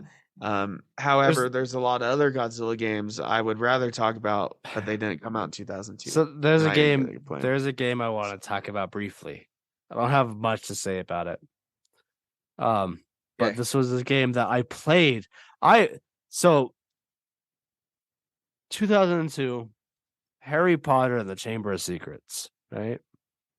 The PS1 or No, I did not play that. oh yeah, Destroy All Monsters was out. I'm sorry, but I Oh never yeah. played it. But I heard You it's pretty played sick. the Godzilla game with the sexy lady. Yes. No, Well, they all kind of have a sexy lady though. uh, Have you seen any of the movies? Oh, we yeah. have. We got to Yeah, continue our we should commentaries we on should that. get back on that at some point. Yeah. Eddie is down. Our listeners don't know who the fuck Eddie is, but we've talked about But he behind the wants to scenes. watch a Godzilla movie with Yeah, us. there's So. all you need to know. There's a guy called Eddie, and he likes Godzilla, and he's down to watch some Godzilla with us. That's all you need to know. So Harry Potter and Chamber of Secrets. There's like 6 different versions of this game. Like this is wild to me. They did this with like the first like 3 Harry Potter games. There is like at least I know at least the first 2. So it's Sorcerer's Stone and Chamber of Secrets. They did PS1, PS2, PC, Game Boy Advance, Game Boy Color. I think there's another one in there somewhere, but they're all of those games are I played are fun. They are different. I played games. one of the versions. Yeah. Well, here's the thing. They're all yeah, that's the thing with a lot of movie tie-in different games. games. Definitely wasn't the first in movie tie-in games, but it was definitely of that era where they were huge. They were huge. Every what's studio crazy about had this, movie tie-in games. But what's crazy about this is they were completely different games. Yeah. Like yeah. So I have an example of that too. I didn't get super far into it for this playthrough, but I played it as a kid. Because before I had a Game Boy Advance. Right when it came out, Christmas time, my parents got me a Game Boy Advance. I was a little kid. Nice. That's my core sister memory. before me. Yeah, it is actually no. It's like seriously, core memory for me is opening the Game Boy Advance on Christmas morning. Of course it like is. Legit, yeah. Like that. Actually, that's one of the few memories I have of that age. And I remember I had the Super Mario Advance. Nice. Yeah, nice. Awesome game. It's Super Mario 2, I think. So, but my US version, right? Yeah. But my sister had a Game Boy Color. My older sister. and she had Harry Potter and the Chamber of Secrets. So I went out of my way to make sure I had this version of the game on the Ambernick here. And I played through a bit of Harry Potter and the Chamber of Secrets for the Game Boy Color coming out in 2002. Oh, wow. It's awesome. It's a fucking awesome game. It's a weird like JRPG. It's got like turn-based Final Fantasy combat. That's great. It's weird. It's based on the books, not on the movies. I love weird games. Like that. Hagrid has purple hair. Rad. Yeah, it's just a weird. More like Radgrid. Yeah.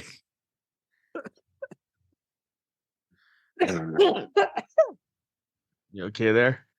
Yeah, I have a little cough I'm getting over, and Jackson triggered it with that joke. It's an awesome game. I mean, there's not a whole lot to say about it because it's Harry Potter. It's it's what you expect. But it's the most unique from all the other versions of the game because it's like a turn-based RPG. Nice. You wouldn't expect from a Harry Potter tie-in game. Well, I could definitely see a JRPG applying perfectly to that. Well, being on the Game Boy Color of all systems, that's probably the best they could do. Yeah.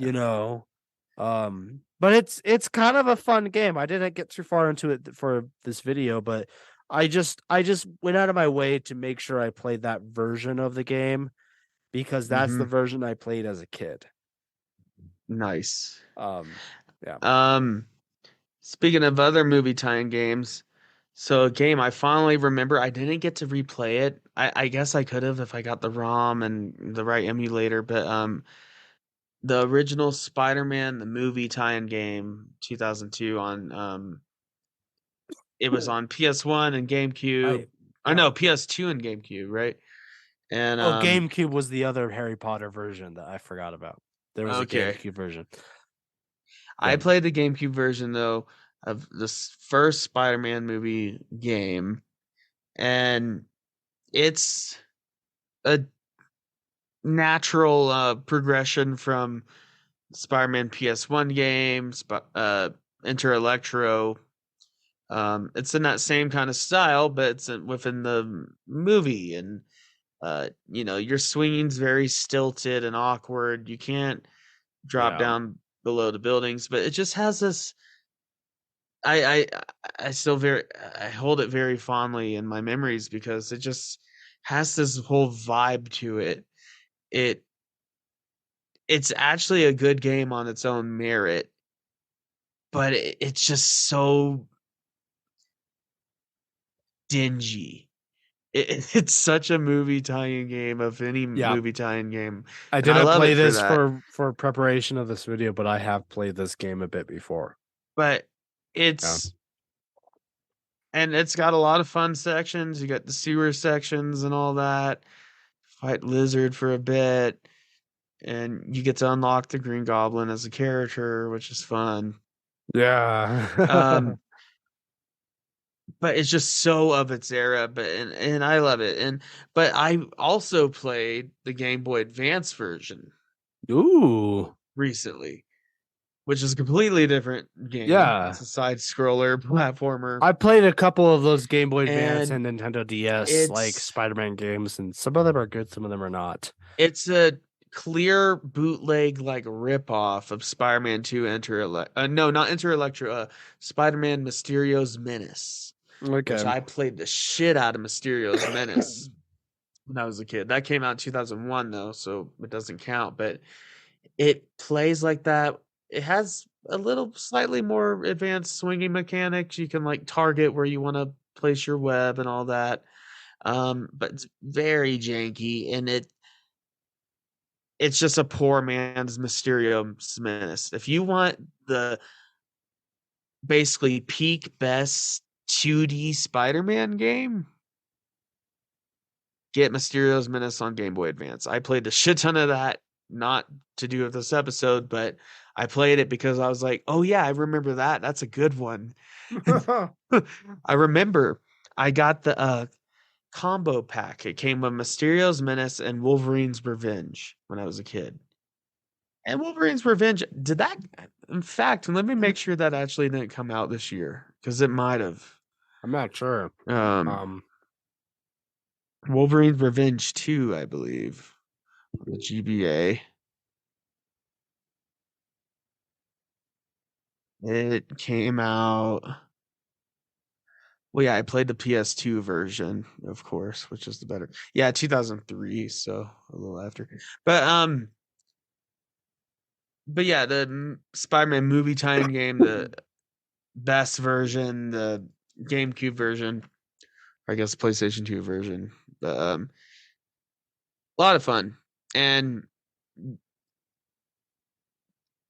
however, it's not the best movie Spider-Man game. Yeah. By a long, Spider-Man 2 would take that. Oh, I mean, of course. That would come out a couple years later. But still a lot of fun. Yeah. I don't have quite anything else. I can look at the list here. I have a couple here. Battlefield. There's games we're missing. Oh, I have played that. I played the remastered version of it. I never played the remastered version. Not the original version. I did not play it in preparation for this. I had a buddy who had this game, and we would play it when I was a kid. A lot of fun. It was revolutionary, freaking awesome. I just remember it was the game that introduced me to the concept of having an FPS shooter that was like a big battlefield. Yeah. I mean, it's in the name, obviously. And flying in planes and all that, and the tank of action. Yeah, a lot of fun. And I just want to say that on the games that we haven't played recently or that we've never played, we're just going to go over them real quick, the important ones. However, I am missing one last game. Yeah, go for it. That I played that came out this year. Actually, 2. Star Wars Bounty Hunter. Loved it when I played it. I played it recently. I never played that. Doesn't hold up as well. Yeah. It doesn't hold up as well now. Still fun third-person shooter platformer. You play as Jango Fett, and you can capture bounties and stuff. And it's got a fun. It's a prequel to Clone Wars. Yeah, and it's kind of the predecessor to what 1313 would have been. Yeah, essentially. If that had ever been finished. But no, it's a lot of fun. And yeah, I've never played Jedi Knight 2. That's one I'm kind of embarrassed to say I've never played either. There's some games on this list. There's some that but not all of them I'm embarrassed, but some of them I regret. Like I've never played the Thing game. Yeah. Like John Carpenter's The Thing, and I've heard it's actually underrated, like not necessarily masterpiece, but extremely underrated horror game of its time. Right. There's Spyro a few games on here. So I'm just gonna run through some big games here that we haven't played, but we are Ratchet big. and Clank. I played the sequels to Ratchet and Clank. Okay, yeah, Ratchet and Clank. They're not really my jazz. Sly and Cooper. I played the PS Vita game, but not the original. Mafia came out in 2002. Which I never played the original Mafia. So I'm kind of embarrassed to say that I haven't played Mafia because Mafia 2 is like in my top 20 games of all time. 2? Yeah, Mafia 2 is in my top 20 games of all time. I fucking love that game to death. I have played through it multiple times. I have the remastered version, which is not a good remaster, but that's a different topic. That doesn't count against it. It doesn't count against it because I've played it plenty of times before the remaster came out. Yeah. It's a fucking great game. Mafia 3 was okay. It was fine. I played it once. I never played it again. Had some issues. The campaign. Yeah, I had some issues. The campaign. But it wasn't the worst thing ever. But I have never played. Yeah, Mafia 3. Even with the remake, I have not played Mafia. Mafia 3. I played through the campaign. once and never looked at that game again. It's just so Not because I hated repetitive. it, not because it was horrible, but it's just stale. Yeah, It it's feels so old-fashioned yeah, it for open world has issues. games. Yeah. Again, Jedi Knight 2, I've Jedi Outcast. I've never played that. Red Faction 2 is a kind of a Never big played that game. one. Never played that. Um, I didn't know Resident Evil didn't come out in 2002. Oh yeah, that no. GameCube port. Here's kind of Okay, a big one that I have never played a single one of this franchise, and I'm which honestly one? not interested. It's Kingdom Hearts. Kind of a big Oh man, there's a lot of franchise. people that are interested in that Yeah, franchise. kind of a big I played deal. some of them. I never played the original. I played some of them, but there's like 17 of them now, and it's like as deep as Final Fantasy, but with Yeah. Disney characters and IP. Deeper than Final Fantasy, Um, because Final Fantasy has a tendency to ditch the lore of the last game. no, yeah, this one doesn't. Kingdom Hearts doesn't It's do that. deep. Yeah, Kingdom Hearts, I'd argue, is more complicated than Final Fantasy because it And it's doesn't. basically Yeah, Final Fantasy plus Disney. That's what it yeah.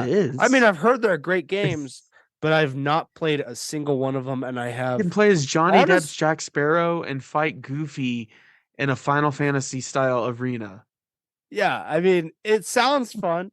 I've heard they're fun, but to be totally honest, I have zero interest in playing any of them, and I've never played any of them. Every anime And I nerd I probably knew, won't ever play any of them. every anime Like, kid I knew either played Kingdom Hearts or Final Fantasy. The Kingdom Hearts ones were a lot funner to be around. I would disagree. I'd say the Kingdom Hearts ones were the ones that were like, if you called anime a cartoon, they would get really fucking mad at you. I knew I had That's either of them. That's both of them. there was a guy when I was in high school who I one time, and I didn't mean it as like, oh, anime is just a cartoon, but I referred to the art style as a cartoon because that's Yeah. technically what it is. And he got like red-faced angry at that what, and I was like, Yeah. Jesus Christ, dude, like I wasn't trying to make fun of anime, like Jesus. Like calm down. That's taken seriously, yeah. Like that's a Kingdom Hearts fan. Did you ever play, and this is one I very much so regret, and I want to get the remake, but the Wind Waker Zelda. That is, I am embarrassed to say, I never played it. As a self-proclaimed Zelda fan, that's like the one mainline game I've never played. Same. I don't know why. And because Breath of the Wild is my favorite of the Zelda franchise, from what I've heard people tell me, I would probably love Wind Waker. I was playing too much it's Ocarina of Time or Twilight Princess at the time. I don't know. Which are both fucking great games. I love both of those games for different reasons, but Breath of the Wild is my favorite Zelda game of the franchise, and I've been told by people, they've said, if you love Breath of the Wild, Wind Waker is probably the closest in the franchise you'll get to Breath of the Wild. Didn't Nintendo come out with the Wind Waker remake? For the Wii U, yeah. And then what's the other game that got the remake on the Switch? Link to the not Link to the Past. That would be amazing. Skyward Sword. No, there's another one. It's another top-down Zelda game. A Link to fuck. No, Link's Awakening. Link's Awakening. Yeah, Link to the Past is what you were thinking of as the SNES thing. Link's Awakening is the one that it's the Game Boy. If we got a Link to the Past remake, I would drop my pants. I would shit myself. Yeah. Right. I probably wouldn't get to the. I wouldn't have the self-control to drop my pants. I would just shit myself. Well, I was gonna drop my pants for a different reason. I've played not the remake, but I've played Link's Awakening. It's a fantastic game. It's amazing, dude. It's really good. But Wind Waker is the one that seems like it's been it's been neglected a lot by Nintendo, even though I've heard Yeah, I don't know it's why. really, really fantastic. But yeah, I'm embarrassed to say as a Zelda fan, it's the one mainline game I've not played. Yeah, it is embarrassing. Yeah. Anyways, I don't think there's any other big games worth talking about here. Well, okay, think Hitman so. 2, that's another honorable mention. Pro Skater 4, but I have more fond memories of Tony Hawk's Underground or Pro Skater 2 at that point. Pro Skater 4 Um, is a boo game. There's better Pro Skater Thug games. Thug 2 is my favorite Tony Hawk game. It's just what I Yeah. started with, and it's I liked it's just Underground a lot. That was really good. yeah, Underground. Yeah, I mean Um, that's I've my been jam. But really enjoying the Pro Skater 1 and 2 remake from a few years oh yeah, ago. I still hop on it every once in a I while. got it on the Switch. It was on sale one day and I picked it up and Nice. it's really, really good on the Switch. Nice. Um, I only play on PlayStation so far. Resident Evil 0 came out in 2002. I hear people talk about that sometimes, but I've I never haven't played it. played that one. I played a lot of Resident Evil too, and I haven't played that one. I played one. I Shit. played 2, 3, 4, One I have 7, 8. almost nothing to say about A little it, bit but of I 6. did play the Lord of the Rings, The Two Towers on the Game Boy Advance. I played one of those. I think that might have been one I played. It was actually not bad. It's okay. It had some fun RPG elements. Yeah, I mean, and isometric. It kind of yeah, I mean, all I have to say is it's okay. It's a movie tie-in at its core, and it has all the issues that movie tie-ins typically have. Cut out, sorry. Oh shit. But that's fine. We recovered. I'm just glad Okay. it didn't go away. Okay, well, we were talking about Lord of the Rings, Return of Two Towers, Two Towers, GBA. Basically, it's a movie tie-in. It has all the issues that movie tie-ins typically have, but it's okay. Yeah. No, it's fine. I also played the GameCube Resident Evil 1 remake came out in 2002. Yeah, does that count though? Kind of. Have you ever played? I mean, to be honest, for most people, before the most recent remake, that's probably the most accessible version. If you've played Resident Evil 1, it's likely the 2002 version. Yeah. Just like so. Yeah, but I want to count that because that is a remake or like a remaster. So you know, when we get to 98, we'll definitely cover the first Resident Evil, or whenever that came out. Was it 96? No, 98. I don't remember. I also played Need for Speed Hot Pursuit 2 a shit ton when it came out. And I was so bad at racing games back then because I was only like 5. I left out a huge one. What was that? Pokemon Ruby. Kind of a big one that I spent like a whole month playing. Quick synopsis. We got to end this pretty soon. We do have to end this pretty soon. I gotta get going. I guess I don't have like a whole lot to say about it other than it's really, really, it's one of my favorite Pokemon games. Yeah. It has some issues.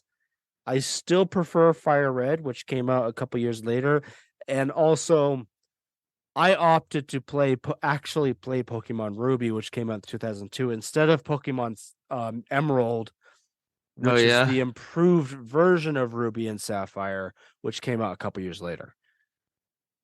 But yeah, no, Pokemon Ruby, it's a classic one.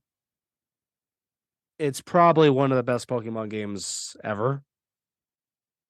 See, I haven't played a lot of Pokemon, so you can here's the thing about Pokemon games is that there's not always a lot to talk about. You know what Pokemon is. You know the gameplay loop of Pokemon games. It's that. It's just very well done compared to some of the other ones. I'm gonna have to play it. Definitely. I mean, I Definitely played some play it. Pokemon, but I mean, not enough where I can say much about it. If you've never played Pokemon, for you, knowing you, Jackson, I would say play on the Game Boy Advance, play Fire Red. It's the Game Boy Advance remake of the original Pokemon game. And it's awesome. Nice. I'll check that out. Because I just Googled GBA 2002 games. Another one I played when I was a kid. I really liked it, but I did not play it in preparation for this video. Is Star Wars: The New Droid Army. Nice. You play as Anakin. You kill some Tusken Raiders, some men, and some women and children too. Of course. In a sand area. Oh, I want to mention before anybody freaks out. Yeah, I know Splinter Cell came out in 2002. I didn't play the original. Right, I've never played any Splinter Cell games. I played some with my friends, but that's why would you play Splinter Cell when you could play Metal Gear? Yeah, I mean, pretty much. Like actually, but I know it revolutionized the stealth action adventure games. I know. Yes, we all know. Okay. Also, a Link to the Past for the GBA with Four Swords Adventure came out in 2002. So we could just talk about Link to the Past again. True, the re-release. Yeah. We just happened to get the re-release of Link to the Past. Anyway, I 91. The original came out in 91. Just think about that. Yeah. And it feels like a 2002 game to me. It does. It feels like a 2010 game to me, to be totally honest. Yeah. I mean, it's way more modern than it feels way more modern than it is. But anyway, yeah, I just had to talking about that. I almost forgot Pokemon Ruby, and it's stupid that there's not much to say about it, because if you know Pokemon, you know it. It's the same gameplay loop they've been doing for 30 years.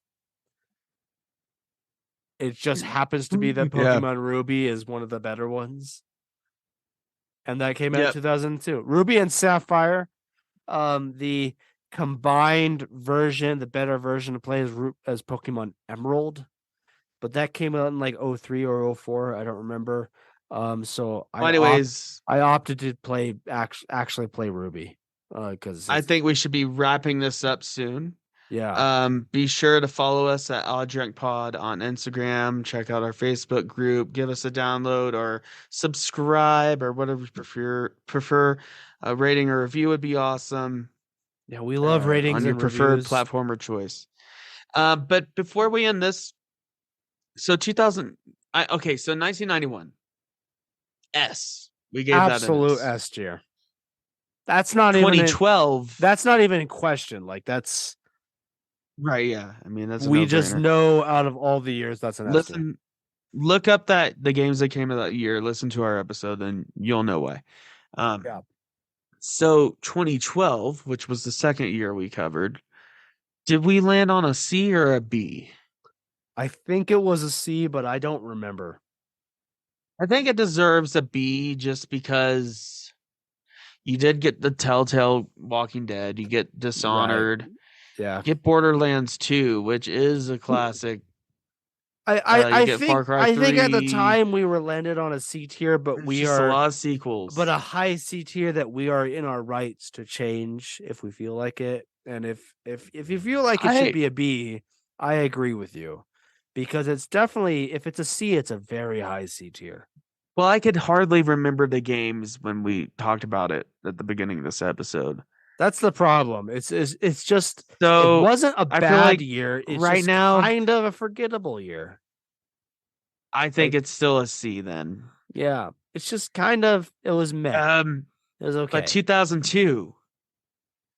This is an A tier. Tough. I think this is an A tier. At least an A tier. It's not genre defining.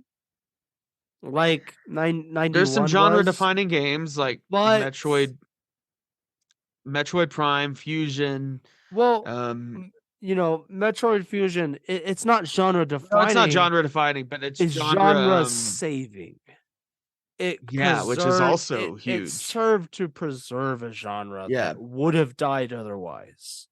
And then outside of the GBA, which is, I mean, honestly, I feel like we should do an episode just on focusing on different consoles, because the GBA deserves like a really in-depth talk. Outside of the GBA, I mean, you had Vice City. Let's look. The first Elder Scrolls game that Todd Howard worked on. Morrowind. Yep. You know. Just looking again. So Super Mario Sunshine. Big ones the big ones we talked about: Vice City, Super Mario Sunshine, Metroid Prime, Metroid Fusion, Morrowind, and what was the other really big one? I think that's it.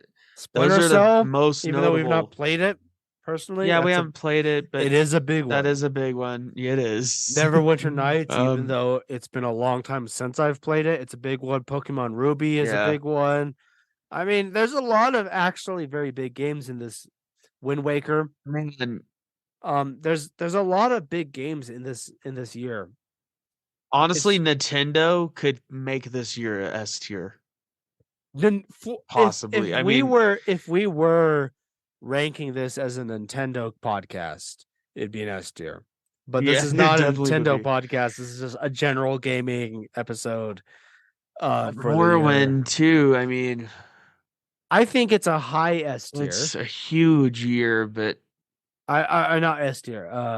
I've been drinking. But I think there's enough. It's a high A tier, definitely. Yeah, I mean, I think there's enough games in here that just kind of keep it from being that S tier. Yeah, I don't think it's as defining as like a year like 91 is. So I don't feel comfortable putting it with 91 in the same tier. But man, it's close. But it's close. Yeah.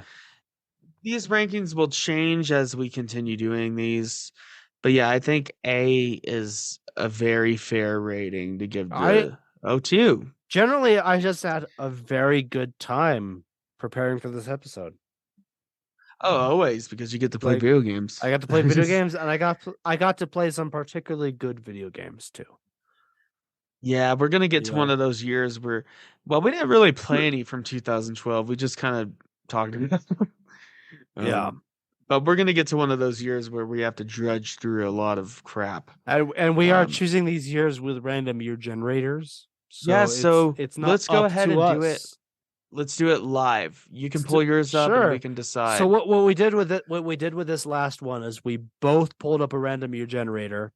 So we had 2 years 1980 to 2022, I guess. Yeah, so we both had 2 years to generate from. So I'm gonna do mine. I'll tell you when you get yours ready. Oh God, you're a generator. Let's see what you get. Let's see. Hold on. Dude, 1980 to 2022.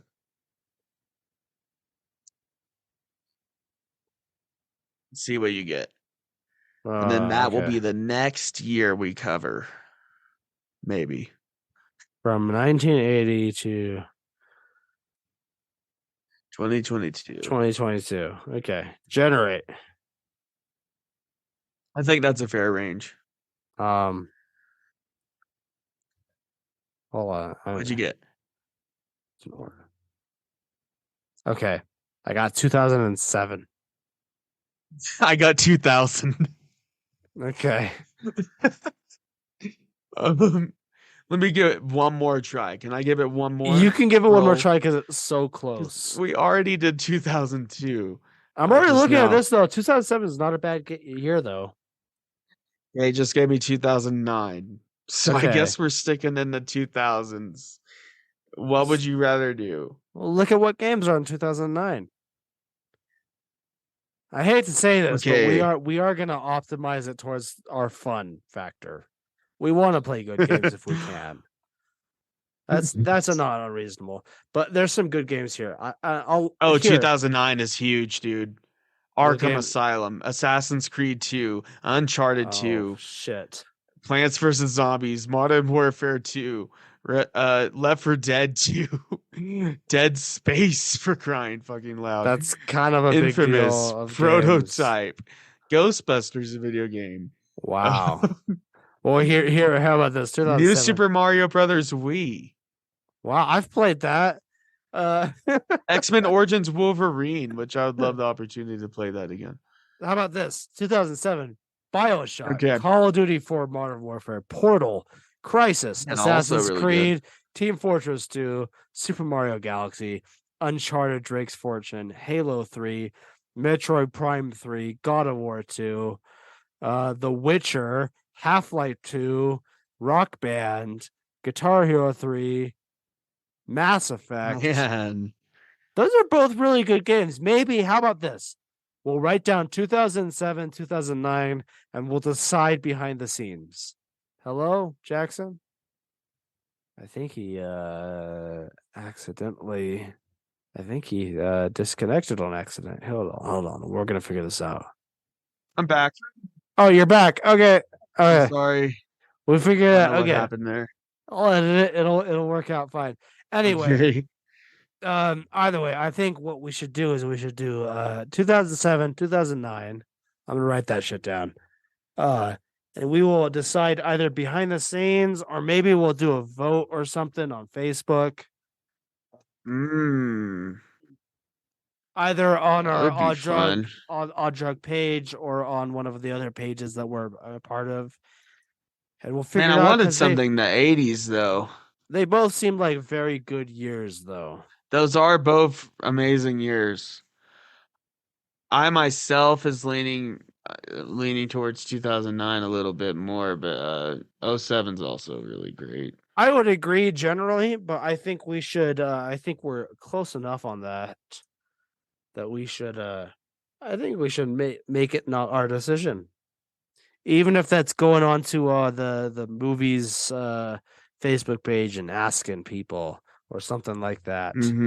Yeah. If you're listening to this and you have a preference, you should let us know. You should message us on Facebook Same era, Instagram, just 2 years apart. You should message us different games if you have a preference. I mean, it's going to be a few months before we get around to this video because this episode because we have to play some of the games, right? Yeah, and we like spreading out our series, of course. If you're listening to this 94. and you feel very strongly about one or the other, let us know because that might influence us. Probably will. I'm honestly, if one person, or we'll just pick whatever. I mean, honestly, if one person messages us and says you should do 2009, we'll probably pick 2009. Now we can put a poll up. But anyway, that'd be fun. Both seem like decent years that we will have fun playing some games. Well, anyways, 2002. Let's do it. Well, that's copying off the weekend a little bit. But 2002. Do you want to play the games that came out that year or not? Or do you hate them? I hope you don't hate all of them. They're good games. No, I like them. It's a great year for gaming. Solid A, definitely.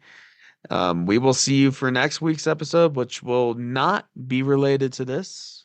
Nope. But if you just care about this, we will decide between 09 and 07 for the next video games in time episode. So stay tuned. Stay tuned. Sorry. Been drinking. And tired. Both of us. And watch Cocaine Bear. Watch that. Yep. It's a lot of fun. Anyways, we'll see you next week. This is not a test. I repeat, this is not a test. The Odd Drunk Podcast recommends you follow their Instagram and join their Facebook group for more fun content. To visit all of our current streaming and social media platforms, visit the link tree in the description. If you enjoy the show, we would be appreciated it if you would leave a review on Apple Podcasts. The Odd Drunk Podcast would like to remind you to drink responsibly and not to drink and drive. Okay, Colton, you can roll the outro now.